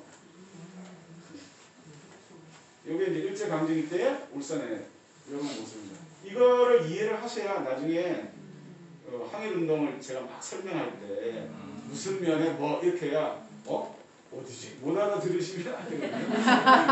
이걸 봐두셔야만 아 저쪽 얘기 좀 하는 거구나 이쪽 얘기하는 거구나 라는 거를 그래서 이제 그걸 위해서 이걸 알아두셔야 돼요. 미리 조금 맛을 보시면 울산에서 독립운동 많이 했던 곳이 여기 울산면하고 화상면 그 다음에 동면 그 다음에 언양 요게 핵심입니다. 이렇게 네 군데 나중에 30년대에 가면 갑자기 서생이 굉장히 독립운동 열심히 합니다. 여기는 아주 탁월한 리더가 있을 거예요. 리더, 탁월한 리더가 한 명 나와서 갑자기 30년대 들어가서 이 지로 휩쓸어 버렸어요. 이미동 씨. 예, 그렇습니다. 그래서 해방 이후에 빨간색이 가장 강한 것 하면 일서생이랬어요. 진짜요? 예, 일서생. 실제로 47년, 48년도 10월 뭐 항쟁 이런 거 그때 보면 마을 사람들이 그 파출소를 밤에 습격하거든요. 수백 명이 몰려가서 때려부시고 막 그래요. 실제로 이제 그런 일이 있었던 거죠. 그래서 일서생, 이범. 예, 일단 큰 행정적 변체는 이렇게 보셨고요. 그래서 하다 보면 제가 설명하는 과정 중에 막 지명을 막 얘기하는 경우가 많고 그거를 또 이제 미리 이렇게 통해서 알아주시면 앞으로 이제 같이 공부하시는데 도움이 될 것 같아서 행정적 변체를 봤습니다. 예. 그다음에 이거는 뭐 좀 자세히 제 지도를 찾으려고 했더니 잘 안 나오더라고요. 좀 작게 나오고 그래서 언뜻 보기에 폐기할까 하다가 언뜻 보니까 색깔이 이렇게 많이 뭔가 찍혀 있는 데가 지금 울산 사람들이 많이 사는 곳이구나 라는 게 눈에 확 띄더라고요. 옛날하고 크게 다를 거는 없는 것 같아요. 이 밑으로가 좀 많이 확장이 되어 있는 상태. 여기 강이 이렇게 되는데 이 밑으로 굉장히 밀집도가 높아졌어요. 이게 아마 공업화의 영향이 아닌가 이런 생각이 들어요. 여기도 약간 이제 밀집도가 높아졌어요.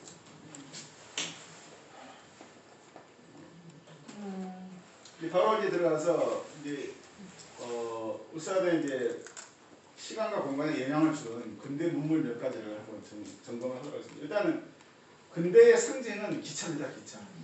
이거를 이길 수 있는 어떤 근대 문물은 없는 것 같더라고요. 울산도 이제 기차의 영향을 많이 받는데요. 울산이 기차가 1921년도에 개통이 됐어요. 물론 공사는 1910년대 후반부터 했어요. 했는데 기차를 처음 이제 개통시킨 건 1921년입니다. 그래서 사설철도입니다. 그러니까 총독부가 돈 들여서 만든 관영철도가 아니고요. 소위 말하는 자본가들이 돈을 모아서 사설로 철도를 개통을 시킨 거죠. 그래서 회사 이름이 조선중앙철도 주식회사고요. 노선은 대구에서 울산이라는 걸 주목을 하셔야 돼요. 우리가 보통 생각할 때는 부산이 가까운데?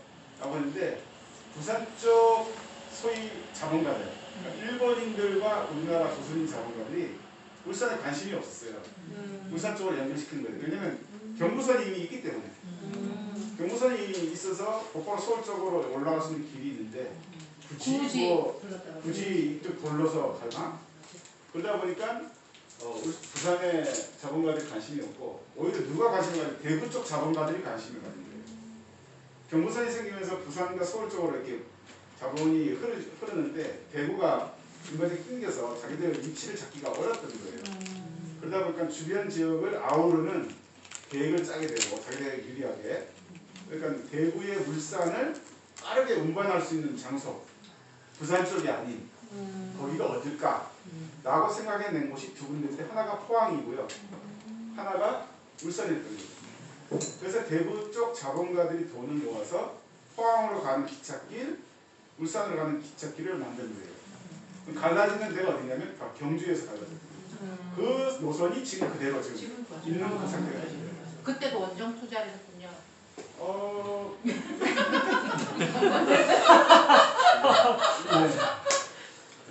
근데 이때는 사설철도이다 보니 돈이 조금밖에 안 되니까 지금과 같이 넓은 폭의 기차가 아니고요. 좁은 폭의 기차를 만들게 됐어요. 저거를 협계열차라고 합니다. 이렇게 생긴 거예요. 어우야, 기차하고 사람이 차이가 안 나네요. 네. 이게 협계열차라고 하는 대공원 가면 있는. 여기죠. 저 폭이 기차 폭이 70cm밖에 안 돼요. 76cm. 그러니까 이게 30cm. 산의 협곡열차 같은 거. 두 개 반 정도 되는 요 정도밖에 안 돼요. 하는 것도 못하겠네요. 아닙니다. 그거는 근데 지금 우리가 타고 다니는 기차 있잖아요. KTX. 얼마나 넓은 폭인 것 같아요? 안 넓어요.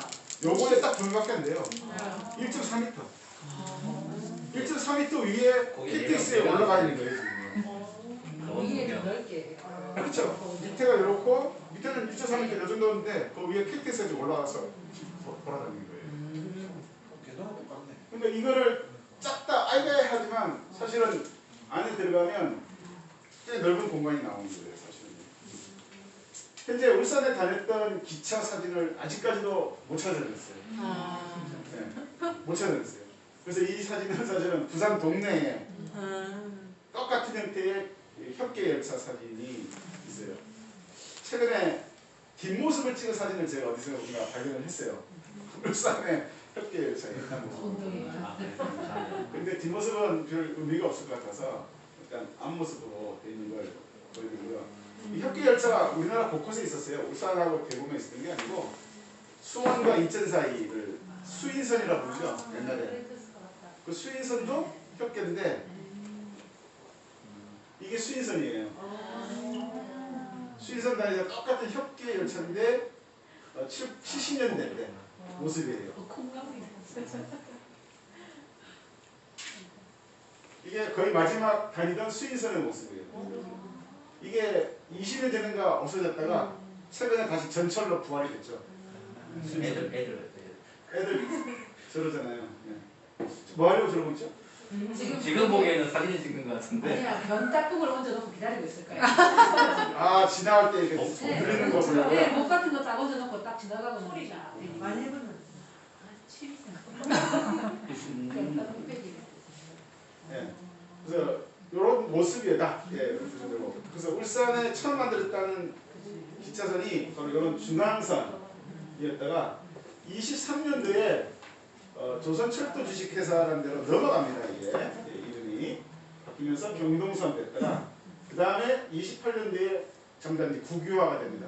이제 총독부가 말 그대로 모든 철도를 장악해 들어갔고요. 물론 일부는 사설이 계속 있지만 그 이후로는 정답 국유철도입니다. 이름이 그래서 바뀌죠. 동해 중부선으로 바뀌었다가 우리가 알고 있는 동해 남부선이 1935년부터 이때부터는 다시 광개 넓은 지금 우리가 보는 이때가 되면 부산에서 울산까지가 드디어 이때 연결이 됐습니다. 35년. 그러니까 35년 이전까지 약 15년간은 대구와 울산만 연결이 돼 있었던 거예요. 울산하고 부산은 전혀 연결이 안 됩니다. 그래서 이 지도를 보시면 여기 보면 대구에서 나와서 포항을 가고 울산까지 오고 끝나는 거죠. 여기가 연결이 안 돼 있는 게 보이죠. 그래서 일본 애들이 만든 기차선인데 이거 안 간 데가 없어요. 뭐 참고해 보시면 일본이 만든 철도는 서울을 중심으로 해서 항상 바닷가에서 끝나게 돼 있어요. 그래야만 빠르게 물자를 이동 수송하고 자기들이 접근을 빨리 할 수 있는 조건이 되는 거죠. 그래서 사실 일제강점기 때 철도는 전부 다 일본인들이 만든 거예요. 그래서 X자형 철도 노선이라고 그래요. 우리나라 일제강점기 때 철도는 X자형. 그래서 서울을 중심으로 이렇게 갈라지죠. 그래서 물자를 수송하고 수탈하는데 이용하기 위해서 만들어진 거죠. 나중에 이 철도가 대단한 역할을 합니다. 실제로. 여기서 타가지고 여기 봉천까지 멍청. 하루 만에 들어갔어요. 영화 같은 거 보면 지금은 남북이 분단이 되는 바람에 까다롭게 보이지만 실제로 일본 애들이 기차를 타고 후쿠오카에 내려서요 간부 연락선을 타요. 네. 시그널 새겨야 돼요. 네. 타가지고 딱 항구에 내리면 10발자국을 딱 내려서 걸으면 앞에 기차가 서 있어요. 부산? 야, 부산이에요. 배에서 내려서 10발자국을 딱 걸으면 앞에 기차가 서 있어요. 그러면 바로 기차를 타고 네. 바로 올라가는 거예요. 근데 군산가도 그런 식으로 돼 있던데 딱 아, 배하고 이렇게 예. 기차역하고 연결이 딱 되어 있던데. 그렇죠, 그렇죠. 네. 그러면 만주까지 24시간이면 올라갔었다고요, 사람이. 그러니까 기차가 가진 힘은 어마어마한 거예요, 사실. 군인들을 태우고 전쟁터로 옮긴다 생각해보세요.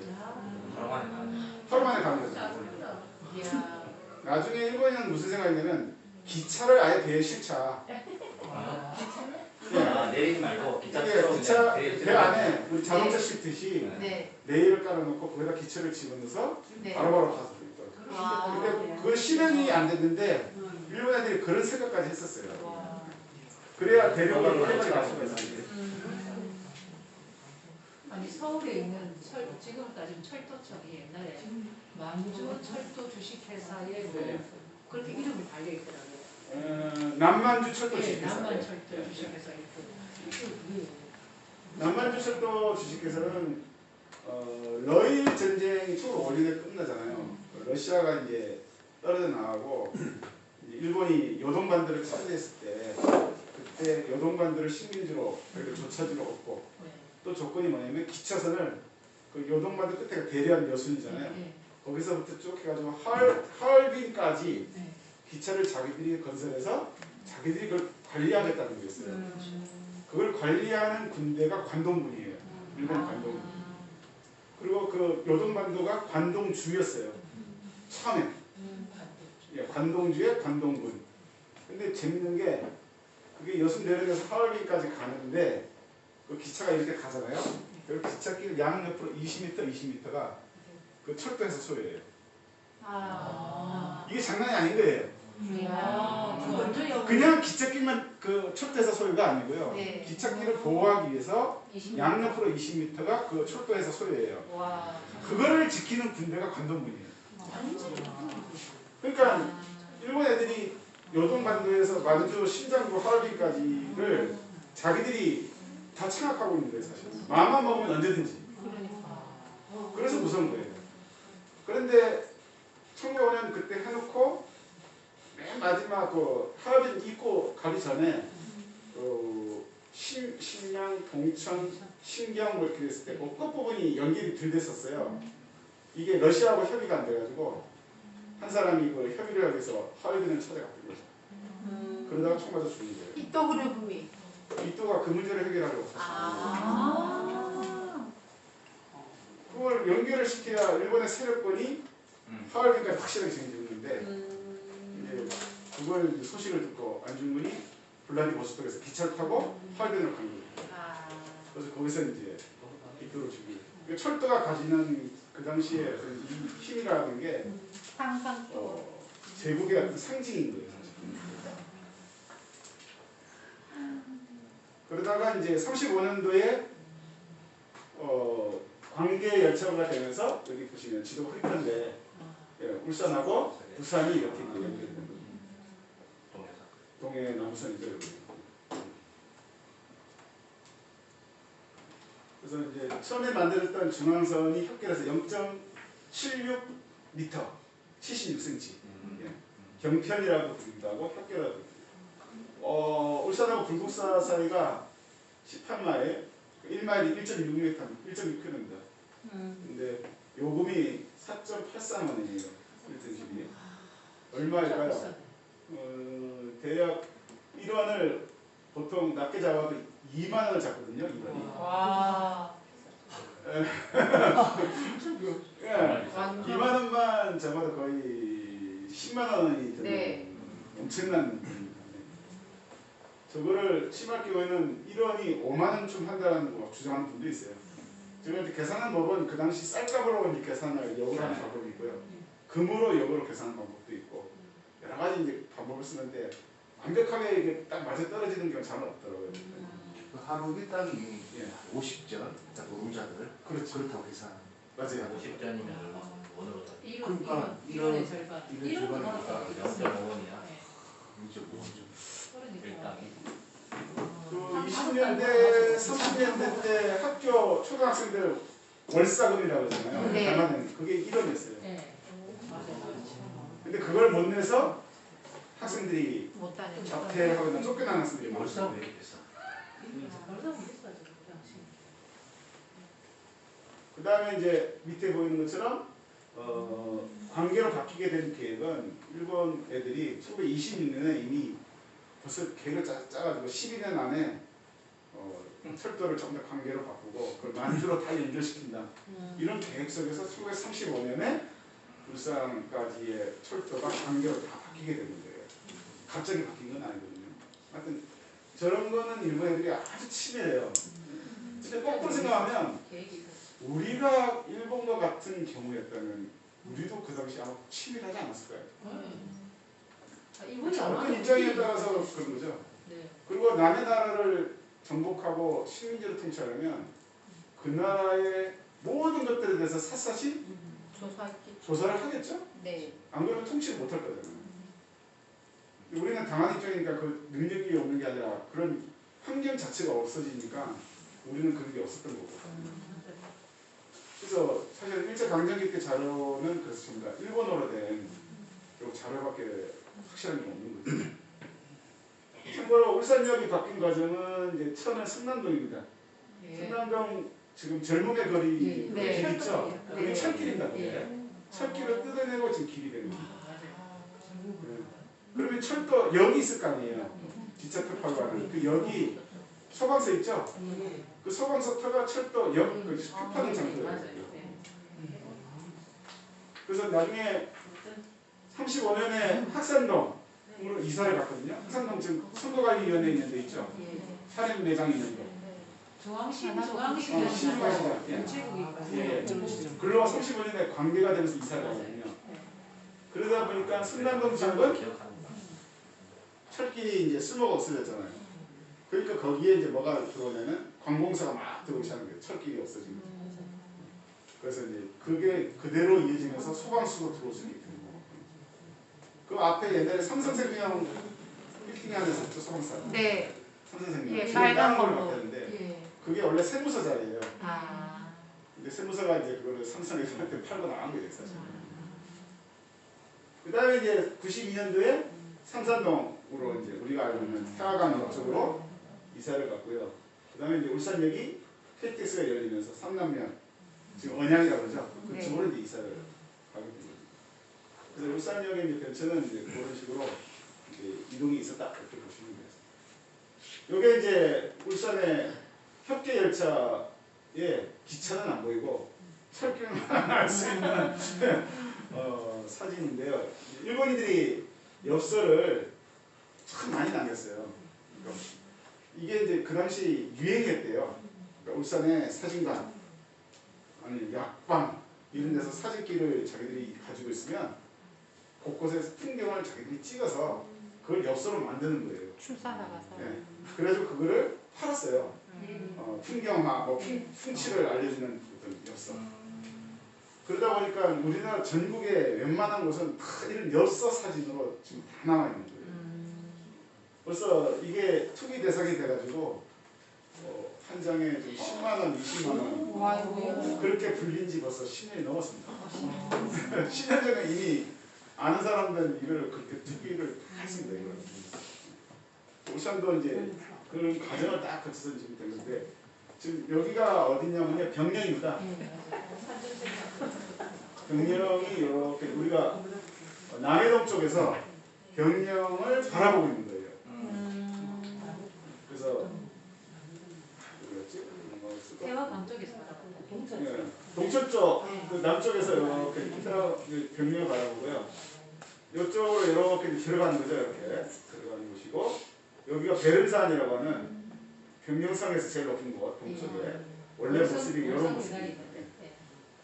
나중에 병영 청년회가 여기로 이사를 했거든요. 그래서 이런 이제 모습. 요게 이제 76cm 이렇게 됩니다.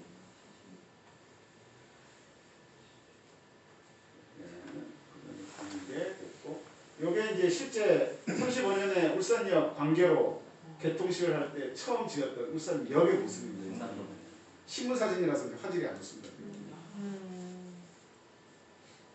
그리고 이 사진은 이제 일제강점기 때 실제 울산역을 찍은 사진인데요. 이 사진은 원래 이제 어디서 온 거냐면 일본에서 넘은 사진입니다. 그러니까 일본인들이 그 당시에 찍은 사진이에요. 울산역을. 보시면 여기 울산 보이죠? 네. 옆에 작은 한글로 울산. 네. 덕화, 병영. 7.7km, 2.4km. 놀러가면 병영이고 놀러가면 덕화다. 지금 모습과 많이 다르지 않습니다. 그죠? 여기 기차가 서 있는 거 보이고요. 우리나라 여자분들이 보이고 뒤편에 기모노 입은 여자들. 네, 중절모를 쓴 일본인들. 네. 그래서 이게 일본 쪽에서 나왔는데 이 자료 원 출처는 이제 방어진 쪽. 살았던 일본인들이 자기 나라 돌아간 뒤에 그들이 갖고 있던 사진이 이제 우리나라 사람들이 교류회를 하면서 입수하게 된 사진이거든요. 그런데 방어진 사람들이 왜 이렇게 나와서 줄줄이 서가지고 뭔가를 맞이하는 듯한 하려고 하는 게 아니고요. 그래서 추측은 아마 38년인가 39년도에 일본 총독 미나미가 울산을 방문을 해서 울산에 그때 그게 심했어요. 가뭄이 굉장히 심해가지고 그 미나미가 전국을 기차로 돌면서 이문 이렇게 해주는 시츄에이션을 취하는 행사였었거든요. 근데 울산에 와서는 울산역에 잠시 내려가지고 우리나라 사람들 몇 사람을 불러서 격리해주고 일본인들 환송식 받은 뒤에 기차표 바로 부산으로 가버렸어요. 네. 그때 찍은 사진이 아닐까라고 좀 추측을 합니다. 네. 그래서 여러 장의 사진이 이제 지금 남아있는 상태입니다. 이 장면을 찍은 사진. 그리고 이제 현장님을 보시고요. 다음에 이제 철도 다음으로 사람들이 얘네들 게 도로죠, 도로. 그래서 도로는 의외로 그죠? 부산 쪽하고 연결이 잘 돼 있었어요. 네. 일찍부터 이미 울산하고 동네 사이가 이렇게 연결이 됐었습니다. 그 다음에 놀러온 건 장생포입니다. 장생포가 굉장히 빨리 돼 있는데 이유는 1910년대 때는 방어진이 아직 개발이 완벽하지 않고 너무 궁벽진 곳에 있기 때문에 울산에 생산된 농작물 같은 게 전부 다 어디서 배에 실으냐면 장생포에서 실어서 부산으로 다 가져갔거든요. 그러니까 울산 장생포 사이의 길이 일찍 개통이 되어갔어요. 주로 이제 운반 수단은 1910년대에는 소가권은 수레, 그러다가 20년 중후반부터는 이제 화물 자동차가 울산 장생포로 왔다 갔다. 방어진은 약간 고립된 지역입니다. 그렇죠. 그리고 이제 시간이 흐를수록 곳곳으로 이제 연결되는 도로가 만들어집니다. 그리고 실제로 차가 이제 많이 다니게 되고요. 아까 보셨던 이 지도에 표시된 이게 지금 길입니다. 중앙 경주, 그다음에 동래로 들어가는 길, 언양으로 들어가는 길, 예. 그다음에 양산으로 가는 길, 경주로 가는 길. 그다음에 여기 표시된 이게 장생포로 들어가는 길입니다. 그다음에 동면으로 가는 길인데 동면으로 가는 길은 요즘은 이 길 타고 많이 이렇게 들어가잖아요.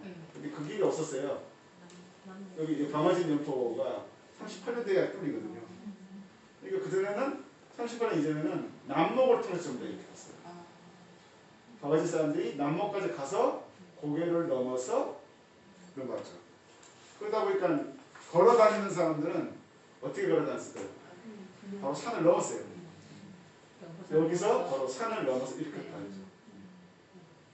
그래서 그 당시 독립운동가들도 얘기 들어보니까 이 산을 넘어서 병명우선으로 들어왔다고 그러더라고요. 이 길을 타고 영포산주. 영포산을 넘어가는 거죠. 네. 지금도 그 길이 남아있어요, 실제로. 그 자동차가 이제 나중에 다니면서 이 자동차들이 정기적으로 하루에 두세 번씩 왔다 갔다 다 합니다, 진짜. 그다음에 다리도 한번 보시면 콘크리트로 만든 최초의 다리는 3호 다리입니다. 지금 3호기에는 다리가 크게 세 개가 있죠. 8차선 다리가 있고요. 그 옆에 2차선 도로가 또 하나 있고요. 네. 그다음에 사람만 다니는 도로가 있는데 사람만 다니는 그 다리가 저 3호기입니다. 1923년에 콘크리트로 만든 울산 최초의 다리다 이렇게 보시면 돼요. 거의 10만 원쯤 들었어요. 굉장히 돈 많이 드는 겁니다. 빨리 계산해 보십시오. 계산이 안 됩니다. 공이 3개가 더 붙으면 됩니다. 10만, 100만, 1000만, 좀 들어갔군요. 몇억좀 들어갔네요. 이게 3호기의 모습입니다. 지금은 볼품없는 다리처럼 보이지만 그 당시는 그 뭐 당시 찍은 엽서 사진에는 있어 보입니다. 어느 쪽에서 보고 찍은 것 같습니까? 태아가 다음 다음동 쪽에서 본 것 같죠? 네. 뒤쪽에 보이는 산이 화물산? 문수산하고 남한산 아닌가요? 그렇겠죠. 그렇게 보이는 것 같은데 그죠? 명정 쪽이네 지금까지. 그러니까 명정. 명정에 지금. 그러니까 저 건너편이 무거동인 거죠. 예, 그렇죠. 사거동. 그러니까 건너편 이쪽이 태아도 태아도 쪽이고 예. 태아도 쪽에서 바로 네. 제자가 논이었구나 그때. 뭐 방금 얘기를 하셨기 때문에 이쪽이 수박밭이 많았대요. 강변이라서 수박밭이요. 수박. 울산에 수박이 났구나. 나중에 보면 참외가 울산의 특산물 중에 하나입니다. 참외. 참외. 30년 될 때 울산 하면 참외 그랬어요. 울산은 뭐 대박이죠. 대박도 유명하고요. 참외도 유명했어요. 일본 사람들 많이 두 번째 다리는 27년에 만들어진 병령교입니다. 원래 다리가 있었는데 산정교라는 이름을 가지고 있었는데 1915년 홍수 때 나무로 만든 다리라서 무너지고 없어졌대요. 그래서 지은 다리가 이 다리입니다. 아직 남아있잖아요. 이 다리가 아직 남아있어요. 옛날에 철길하는 다리가 지금 철길 다리보다 훨씬 위로. 예. 지금 가보시면 이 다리가 있는데 많이 이제 파손된 상태로 이 다리, 사람만 다니는 다리가 네. 있어요. 그 다리. 네, 맞아요. 그래서 뒷얘기가 한 20년 전쯤에 울산의 근대 유산 목록을 울산시에서 이제 조사를 시켰거든요. 그 울산대에 부탁을 해서. 근데 그때 조사했던 분이 이 다리를 보고 판단을 잘못했어요. 저 다리는 없어졌고 50년 될 때 다시 만들었다. 그래서 근대문화유산 목록에 못 올렸어요. 그 바람에 현재 빠져있는 다리가 되었어요. 나중에 이제 그때 작성했던 당사자분하고 얘기를 해보니까 자기들이 그때 몰랐었다. 이 다리에 대해서. 그래서 이제 그런 얘기를 하시더라고요. 그래서 지금 병영 쪽에서 네. 저쪽 예, 저기가 이제 동천. 북부 쪽을 바라보고 네, 찍는데 맞아요. 이게 뭐냐면 송문이라고 합니다. 송문. 일제강점기 때는 어떤 행사를 할 때, 축가식 할 때 아치 같은 거 요즘 만들잖아요. 네. 일본 애들은 그 당시 뭐를 했냐면 소나무 가지를 꺾어서 이렇게 소나무 가지로 송문, 소나무 문을 만들었어요. 축하문은 아케이드 만들듯이. 그래서 양쪽에 지금 설치가 이렇게 돼 있죠. 그러니까 이거는 행사한 직후에 지금 찍은 사진이었던 거예요. 이 병영성 쪽에서 지금. 그렇죠. 백내성 위에서 찍은 네, 거예요. 지금. 그래서 이게 만들어진 직후에 이거를 어느 초등학교에서는 새로운 문물이다 이래가지고 여기로 소풍 가고 막. 그렇겠네. 그래서 심지어 어디서 오냐면 저기 보성학교에서 이거 보러 옵니다. 아, 학생들이 보성학교 거기서 거진에서 저까지. 걸어서 와이고야. 여기까지 와이고야. 거짓말 같은 사실입니다. 근데 지금 정천동에 물이 좀 있어요. 아마 그때 홍수가 있었던 것 같아요. 물이 되게 많아. 그런데 그 해골을 남기신 분은 같이 왔다가 길이 없다 해서 또 혼자 걸어서 돌아갔다는 자기의 해골을 남기셨어요. 웬일이야. 대단하신 분이에요. 역시 힘들었던 게 기억이 안 남죠. 이제 많이 알려진 현재 우리가 알고 있는 울산교 지금도 사람만나는 그게 있죠. 만들었는데 이걸 만든 이유는 원래 다리가 나무로 만든 다리가 있었어요. 이건데요. 여기 어디냐면 여기가 울산 읍내 쪽이에요. 그리고 여기가 뭐지? 신정동 쪽인가? 건너편. 네네. 예, 건너편. 신정동 맞죠, 여기가? 네. 그냥 원어. 네, 네. 진짜 뭐죠? 그쪽인데 원래 태화강 사이에 섬이 하나 있었어요. 가운데 섬이라고 해서 중도라고 그랬어요. 저 어디 갔어요? 그렇구나. 이거 태화강 최근에 원래 좀 양이 많아졌죠. 박매구 시장 때인가 그 앞에 심항구 시장 때인가 태화강 정비 하면서. 시작하면서 그때 이 섬을 다 파버렸잖아요. 미쳐서 본심 추척이네. 저게 이제 모래가 쌓여서 자연스럽게 만들어진 섬인데 놔뒀으면 저기가 모르기면이 바로 아까 참외 얘기했잖아요. 그게 저기서 참외가 어마어마하게 나왔다. 한강에도 섬 같은 게 있잖아요. 하긴 모래밭이. 제 어렸을 때 생각하면 지금 신디대밭 있는 거기 토마토 농사도 많이 지었어요. 토마토도요. 네. 그거는 오늘 처음 듣는 얘기네요. 아, 감사합니다. 가만히 된다. 강병현 인생이 차가하더라고요. 그 다리가 보이죠? 네. 예, 성남동 쪽에서 이제 신정도 가는데 나무로 만든 울산교가 있었고 이 섬을 건너면 또 성남교라고 하는 나무다리가 있었거든요. 이게 이제 무너져 버린 거예요. 오래되고 불편하다. 결정적인 건 1929년에 요 남쪽에 비행장이 생겼어요. 울산 비행장이. 그 비행장 통해서 많은 손님들이 왔다 갔다 하는데 이놈의 나무 다리가 불편하고 위험해 보이니까 야 이거 도저히 안 되겠다. 새로 만들어야 된다. 그래서 콘크리트 다리로 바꾸게 된 거예요. 네. 그래서 이 다리가 되는 거죠. 이거는 신정동 쪽에서 저쪽 읍내를 그렇죠. 바라보고 찍은 네. 거죠. 그래서 지금 사람들이 다리를 건너고 있는데 저 멀리 울산초등학교 건물 보이죠? 아 예. 아. 그 뒤에가 그 화물산인데 지금 우리가 있는. 제가요 강대진영 구슬 받는 할아버지가 예. 집이 지금 천상 있잖아요. 천상 무슨 병원? 예, 천상. 천상이 고향이셨어요. 예. 28년생 그분 받았는데 그분이 울산교 봉사를 하는 거를 봤대요. 아 이거 직접 어릴 보였구나. 때. 아하. 그 큰 나무 큰 예. 그 원목 같은 거를 줄을 달아서 예. 들어 올려가지고 예. 그걸 탁 놓으면서 예. 밑에다가 이렇게 말뚝 같은 걸 예. 박는 거를 봤다고 그것도 해서 박으면서 노래를 불렀대요. 석개야 만개야 어쩌고 해서 그거를 막 불러주신 거예요. 지금 말씀하시는데 다음에 올 때 그 사진을 보여줄게요. 그 사진이 남아있어요. 그거를 막 저한테 사실감 있게 직영하고 관계도 없는데 그거를 보려고 천상에서 1시간 넘게 걸어가가지고 신기하구나. 그거를 막 지금 말씀해서 옆에 박혀 추가로 말씀드리면 자세히 보시면 여기 나무 통나무 박아놓은 거 보입니까 이렇게? 네.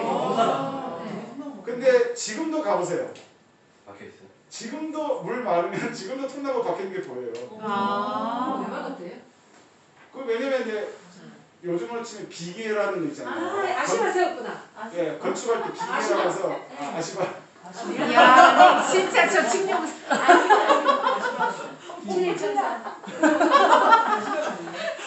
이렇게 뭐 건물 지을 때 철판 이렇게 발을 세워가지고 사람들이 사람들 건물 바깥에 이렇게 걸어다니면서 미상도 하고 진도 나르고 하는 그 사다리처럼 만들고 이렇게 옆에 서서 설문을 내리고 하는 거. 비계라고 하는 집을 거예요. 안 지어봤구나.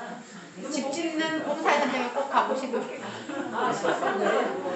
아, 그걸 아시마로 돼요? 아시마. 예, 일본 말로 하는 게 미안합니다. 요즘 말로 야, 저쪽이 어디 지금 종사지가 아시가 우리말로 족자거든요. 다리 족자. 아, 그러니까 다리를 받치는 어떤 바, 나니까 나는 장소, 지지대, 다리 지지대 이런 느낌. 나는 거푸집 주고 말고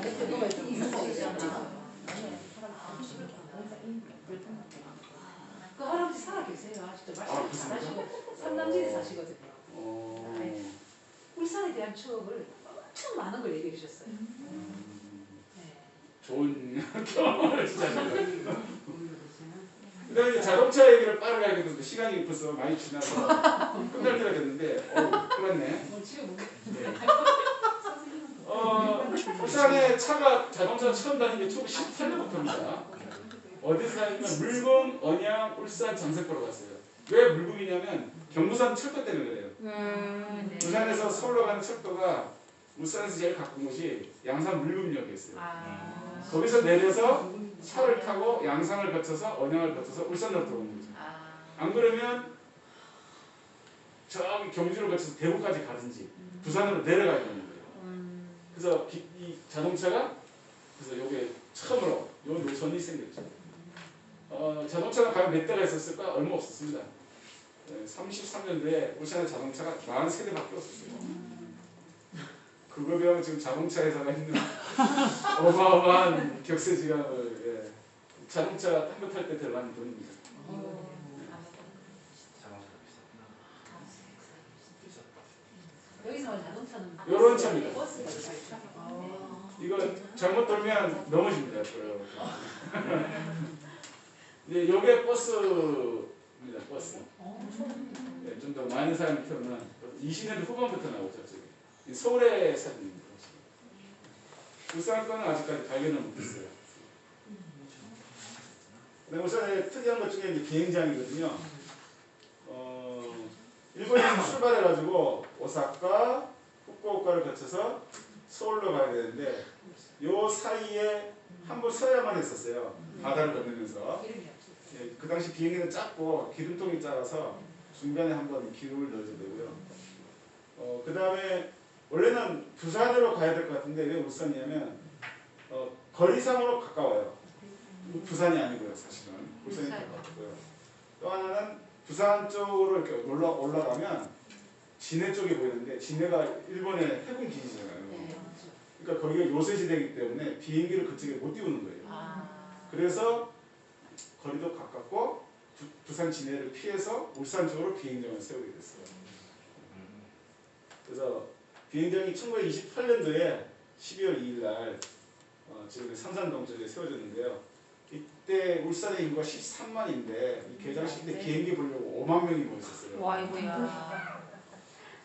그러니까 지금으로 치면 110만 중에 한 50만 50만. 명이 비행기 한번 보겠다고 그냥 그룹대같이 모여든 거예요. 아우야. 이 비행기를 보려고요.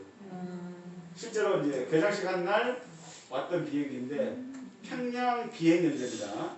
평양에 있는 육군 비행대인데 10년대인가 그럴 거예요. 육군 비행사들이 본 거죠. 저런 비행기. 근데 알고 보니까 비행기가 이미 그 이전부터 울산 쪽으로 많이 왔더라고요. 그 이후에도 많이 왔을 거예요. 울산 쪽이 항로상으로는 제일 가깝고 보통 이제 부산 쪽으로 가야 되는데 절대 그건 허가를 안 해줘요. 그 진해를 지키기 위해서. 나중에 이제 일반 여객을 운송하는 이런 대형 비행기도 나오거든요. 그래서 이게 이제 일본에서 와가지고 한 번 쉴 때 기름을 재충전하고 갈 때 10분 정도 돈 받고 태워주는 행사를 많이 했어요. 그러니까 보통 10원, 5원에서 10원 정도를 받아요. 10분 태워주는데.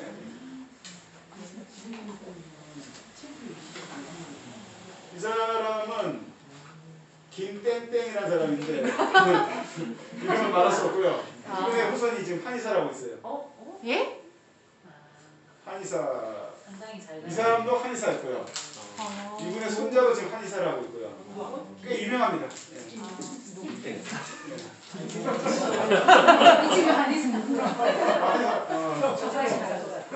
성은 아까 뭐였지?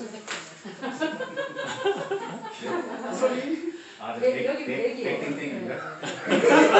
지금은 모르겠는데 한 10년 전에 이 한의사분이 자랑스럽게 이 사진을 자기 병원에 걸어놨었어요.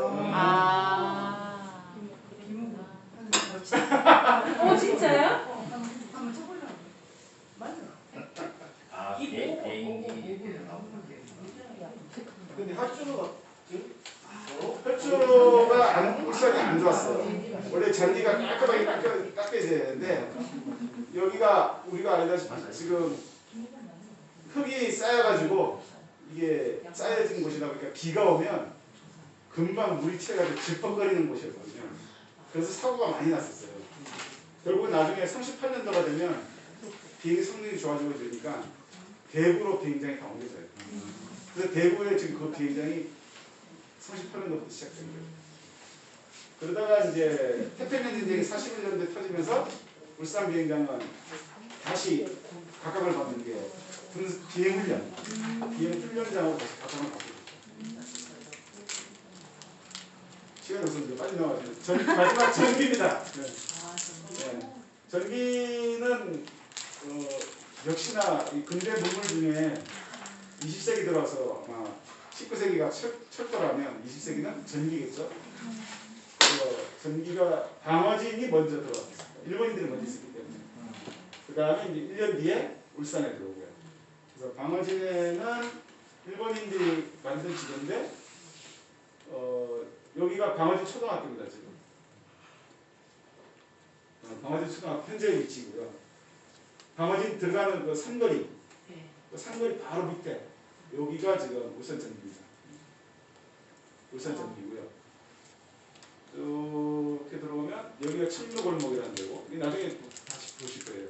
여기 바닷가로 되어 있고 나중에 한번 이건 자세히 보실 것 같아요. 울산 전기가 발전소인데. 그러니까 발전소예요. 발전소고 전기를 생산을 하죠. 실제로. 이분이 전기 분야 전산사. 나중에 한번 당신이. 그다음에 울산 읍내는 울산 여기 멀리서 이 만화를 쓰는 바람에 자기들이 할 수 없이 울산 본부 이름을 쓰게 된 거예요, 사실은요. 어디냐면 여기가 울산 초등학교고요. 여기가 울산 교회예요. 바로 요거.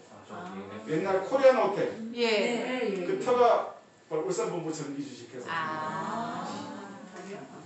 옛날 코리안 호텔. 유명했지.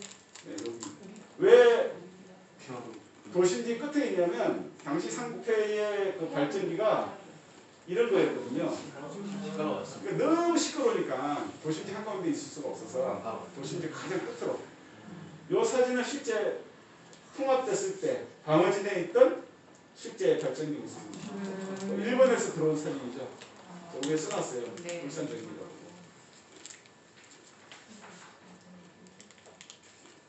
이게 일본이 집단 거주지였던 방어진의 모습이고요. 뭐 이제 많이 이거는 들으셨어요.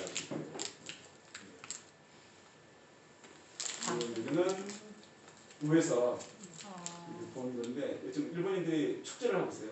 아이고야.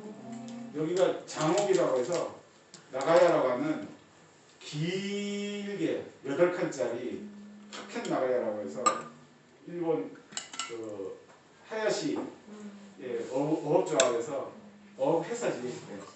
시간에. 네, 하시간에 그 직원들 숙소입니다. 아. 지금 저기가 남아 있어요, 그대로. 언덕 위에 언덕 위에 있는 저 8칸짜리가 현재 그대로 8칸짜리로 집을 지어서 있어요. 지금. 히나세 마을이라고 부르는 거죠. 지금도 그대로 요 선이 살아 있습니다. 지금 쭉 여기 돌아가는 거니까. 저 멀리 보이는 여기에 방화진 초등학교인 것 같아요. 장세포 모습입니다. 장세포 여기가 이제 우리가 알고 있는 장세포고요. 건너편인 여기가 고려를 해체하던 러시아인들이 처음 차지했던 곳이 여기고 이거를 일본이 뺏은 거죠. 네. 여기가 지금은 어떻게 되는지 모르겠는데 한진조선 지금 탱크 터미널들이. 탱크터미널로 바뀌었나요? 예. 그전에는 한진조선이 있었던 곳입니다. 그리고 앞에 보이는 게 이게 좀 다 고래 잡던 배들이고요. 여기가 이제 뭐냐면 장세포하고 여기 사이에 나룻배가 왔다 갔다 하던 곳입니다. 여기를 내해라고 했습니다. 바다 안쪽. 바다 내해. 여기 보이는 섬이 윤수일이 말하는 환상에서. 섬입니다. 지금은 육지가 됐죠. 이 사람 아시나요? 아니요. 1911년에 장세포에 와서 이 사진을 찍고 갔어요. 누구지? 영화 시리즈 중에 인디아나 존스입니다. 장세포 이 사람이 머리 실제로 머리가 1911년에 장생포에 와서 1년을 살았어요. 네. 그래서 이 사람이 처음으로 귀신고래라는 이름을 썼어요. 한국식 그 귀신고래. 실제로 자기가 찍은 사진 보이죠? 한국 사람들 앞에 세워놓고. 이 건너편이 장생포고. 고래가 있다면 지금 귀신고래 걸려있잖아요. 근데 이 사람은 실제로는 약탈자예요, 약탈자. 이거 나중에 한번 자세히. 마지막 진짜 주제입니다. 오래된 미래여가지고 1938년, 39년이 되면 울산을 공업도시로 만드는 계획이 나옵니다. 일본인입니다. 이 사람입니다. 이케다 스케타다라는 사람인데 이 사람이 이제 부산에 여러분이 아는 자갈치 시장 그거 매립한 사람이 이 사람이에요. 부산의 남항이라고 그러죠. 그 다음에 나중에 적기항도 매축을 한 사람도 이 사람이에요. 이 사람이 이제 37년도쯤 돼서 부산 쪽을 자기가 다 매축하니까 그 다음에 돈벌이는 어디지? 울산 가서. 야, 울산이 떠오르는 거죠. 맞아요. 왜 울산이 떠오르냐면 아까 기차 있었죠. 네. 장생포. 기체가 관계선으로 만들어지면서 일본이 37년 이후에 중일전쟁 때문에 엄청난 경기 특수가 일어나요. 부산항만 가지고는 물자 수송이 안 되는 거예요. 그러니까 두 번째 어떤 물자 수송을 하기 위한 통로가 필요했고 거기에 이 사람이 눈이 밝아서 기차가 새로 만들어진 울산을 자기가 개발해서 그걸 연결시켜보자. 그래서 이 사람이 계획을 짰고 허가를 다 받았어요. 그래서 지금 보시면 이게 태화강이고요. 여기 동천입니다. 이렇게 해서 공단을 만들고 공단 들어가고 뒤에는 전부 다 도시로 만들자. 그래서 실제 공사를 했습니다. 여기 지금 SK 장생포항에 있는 그 공장입니다. 실제로 여기에 원산에 있던 조선석유 주식회사 건물 그 탱크 그 석유를 끓이는 거 있잖아요. 그것도 실제로 한 90% 옮겨왔었어요. 그러다가 일본이 쫄딱 망했어요, 사실. 그러니까 하다가 말았는데 여기도 매립하다 말았어요, 이 사람이. 그래서 이 매립을 딱 한 요 장소에 눈독을 들이고 제일 먼저 들어온 게 삼양사예요. 삼양사. 지금도 그대로거든요. 삼양사 회고록을 보면 뭐 자기가 눈이 밝아서 그렇다는 건 뻥인 것 같고. 이미 그 김현수, 김성수 집안이잖아요. 동아일보하고 고려대 수출하고 있는 그 집안. 채널 A 같은 집안인데. 아이고야. 그 사람이 알고 보니까 조선석유 주식회사 이사예요. 일제 강점기 때 이미. 그러니까 이 LH 계획을 LHDK하고 똑같은 거네요. 다 알고 있었던 거예요. 나중에 62년 2월달에 2월 1일 날 박정희 그때 국가재정 최고의 의장이죠. 내려와서 공업센터를 만들어 하겠다라고 했어요. 그래서 보통 일반적으로 공업센터를 왜 했더니 여러 가지 이유가 있는데 이런 얘기하고 6.25 그거 보니까 가장 남쪽인 울산이 좋더라. 안전하더라. 뭐 이런 얘기하고 그 다음에 이런 경제인들이 부산 취재자 이건희를 이병철을 비롯해서 이런 사람들이 여기를 건의를 했다 이런 얘기합니다. 근데 여기가 그런 곳이었는데 어떻게 알았냐 얘기죠. 이케다님께서 계획을 세우고 그렇죠. 이케다가 이미 계획을 세웠고 청도부에 허가를 받았고요. 그때 청도부에서 일한 사람 중에 조선인이 하나 있었대요. 실무를 진짜 맡았거든요. 하급 관리. 근데 그 사람이 이때 건설국의 과장급 정도까지 올라가 있는 상태였어요. 그래서 아마 이 사람이 이거를 얘기를 했을 것이라는 얘기가 나오고요. 박정희도 아마 알고 있었을 거예요. 왜냐면 다 이 과정이 언론에 다 공개되고 있었어요. 진짜. 여기 이제 그 센터, 공업센터 만들겠다는 직후에 미국 애들한테 보여주려고 만든 그 공업 개발 계획도입니다. 영어로 써 있는 태화강이 이렇게 들어가고요. 동천. 그래서 여기다 이런 공장, 이런 공장, 이런 공장 세울게. 여기 영화진이고요. 요 뒤에는 이렇게 도시 계획을 할 거야. 요거를 한글로 바꾸면 이렇게 되는 거죠. 그래서 여기 원래 SK 지금 있는 일본 애들이 닦아놓은 터 이끼에다가 닦아놓은 거 비료 공장 여기다 할 거야. 여기 제철 들어갈 거야. 울산역 들어간다. 도시 계획한다. 그래서 요거를 이제 법정이가 그대로 받아서 한 거죠. 근데 제철은 안 들어왔어요. 제철은 경북 쪽에서 고향에 뭐 하나 해줘. 그래서 포항으로 가져갔어요. 아. 다행이죠? 네. 예, 저거 가지고 다행이다. 있었으면 우선은 아, 공개가 되지 않았습니까? 그러니까 그렇겠죠. 여기서 이제 예외적인 게 자동차 하고 조선이 원래 계획이었던 거예요. 자동차하고 조선이. 근데 여기가 이제 자동차가 들어오죠. 네. 그리고 여기는 전혀 생각 못했는데 70년에 정주영이가 이제 여기를 조선소로 개발을 하는 거죠. 그래서 실제로 한번 비교를 해보시면 똑같아요. 아. 이게다가 이제 50만 명 사는 도시를 만들겠다. 우리나라 계획도 처음에 50만 명. 공업지구 요렇게. 어떤 산업을 할 거야? 요렇게. 철도는 어떻게 만들 건데? 요렇게. 어디를 내립할 건데? 요렇게. 창의성 있네. 창의성 있네. 석유회사는 어디 있을 거야? 여기에. 그 물은 공업을 할 때 물이 필요하잖아요. 네. 물은 어디서? 그러니까 이걸 보면서 어떤 보기에는 야 진짜 일본의 식민유산을 우리가 받은 건가? 라는 생각도 드는데 거꾸로 얘기하면 그럴 수밖에 없을 것 같아요. 만약 저런 가정 자체가 없었다면 우리가 저걸 만들어내려면 시간이 진짜 더 오래 걸렸을 거예요. 사실. 그래서 우리가 저거를 만든 것이 일본인들의 공로로 봐야 되냐? 그건 또 아닌 것 같아요.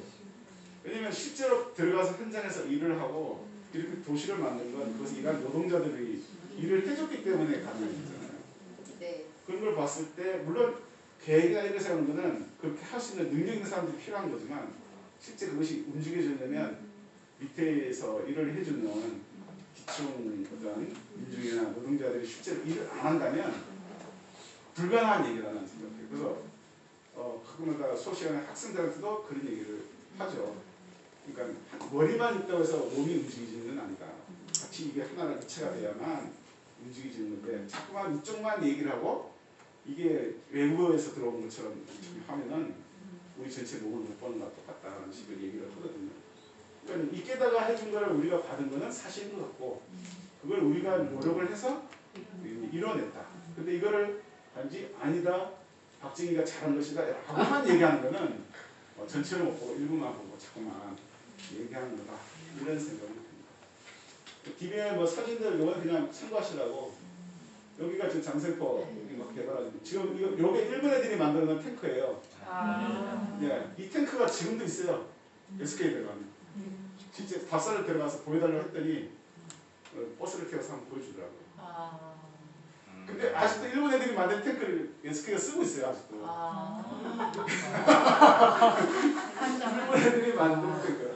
왜 그랬을까요? 일본 애들은 천년만년 우리나라를 다스릴 거라 생각했죠. 얼마나 튼튼하게 만들었어요. 까다로이 만들었죠. 우리 노동자들이 쎄까지 있겠죠. 그러니까. 지금 이렇게 됩니다. 요겁니다. 요거. 여기 일본 애들이 만드는 거. 그래서 차 타고 들어가면 이렇게 언덕길처럼 차가 이렇게 올라가져요.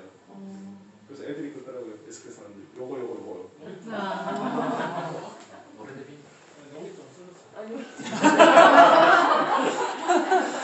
요거는 이제 정지영 씨가 일산 네, 해수욕장 그 옆에 전 묘하게 이렇게 개발을 해서 만들어낸 거죠.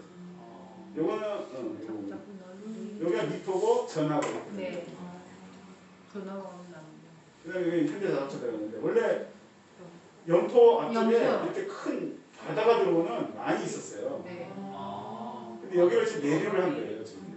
그리고 여기가 아마 전체가 이제 지금 자동차가 바뀐 거죠. 아마 요 어딘가가 바다가 들어오는 곳이었어요. 네. 그 옛날에 제 어렸을 때 사람 살았어요. 실제 보시는 분 있구나. 네, 저 사람. 저 친구 있었어요. 그것이 연습 어떻게 되죠? 아니야, 저게 80년대 초반에도 저기가 자동차가 저까지 안 왔어. 그래서 그걸 저 보셨군요. 네, 우리 친구도 저기 살고 있어요. 네, 시간이 너무 많이 지나서 이제 빨리 끝냈습니다.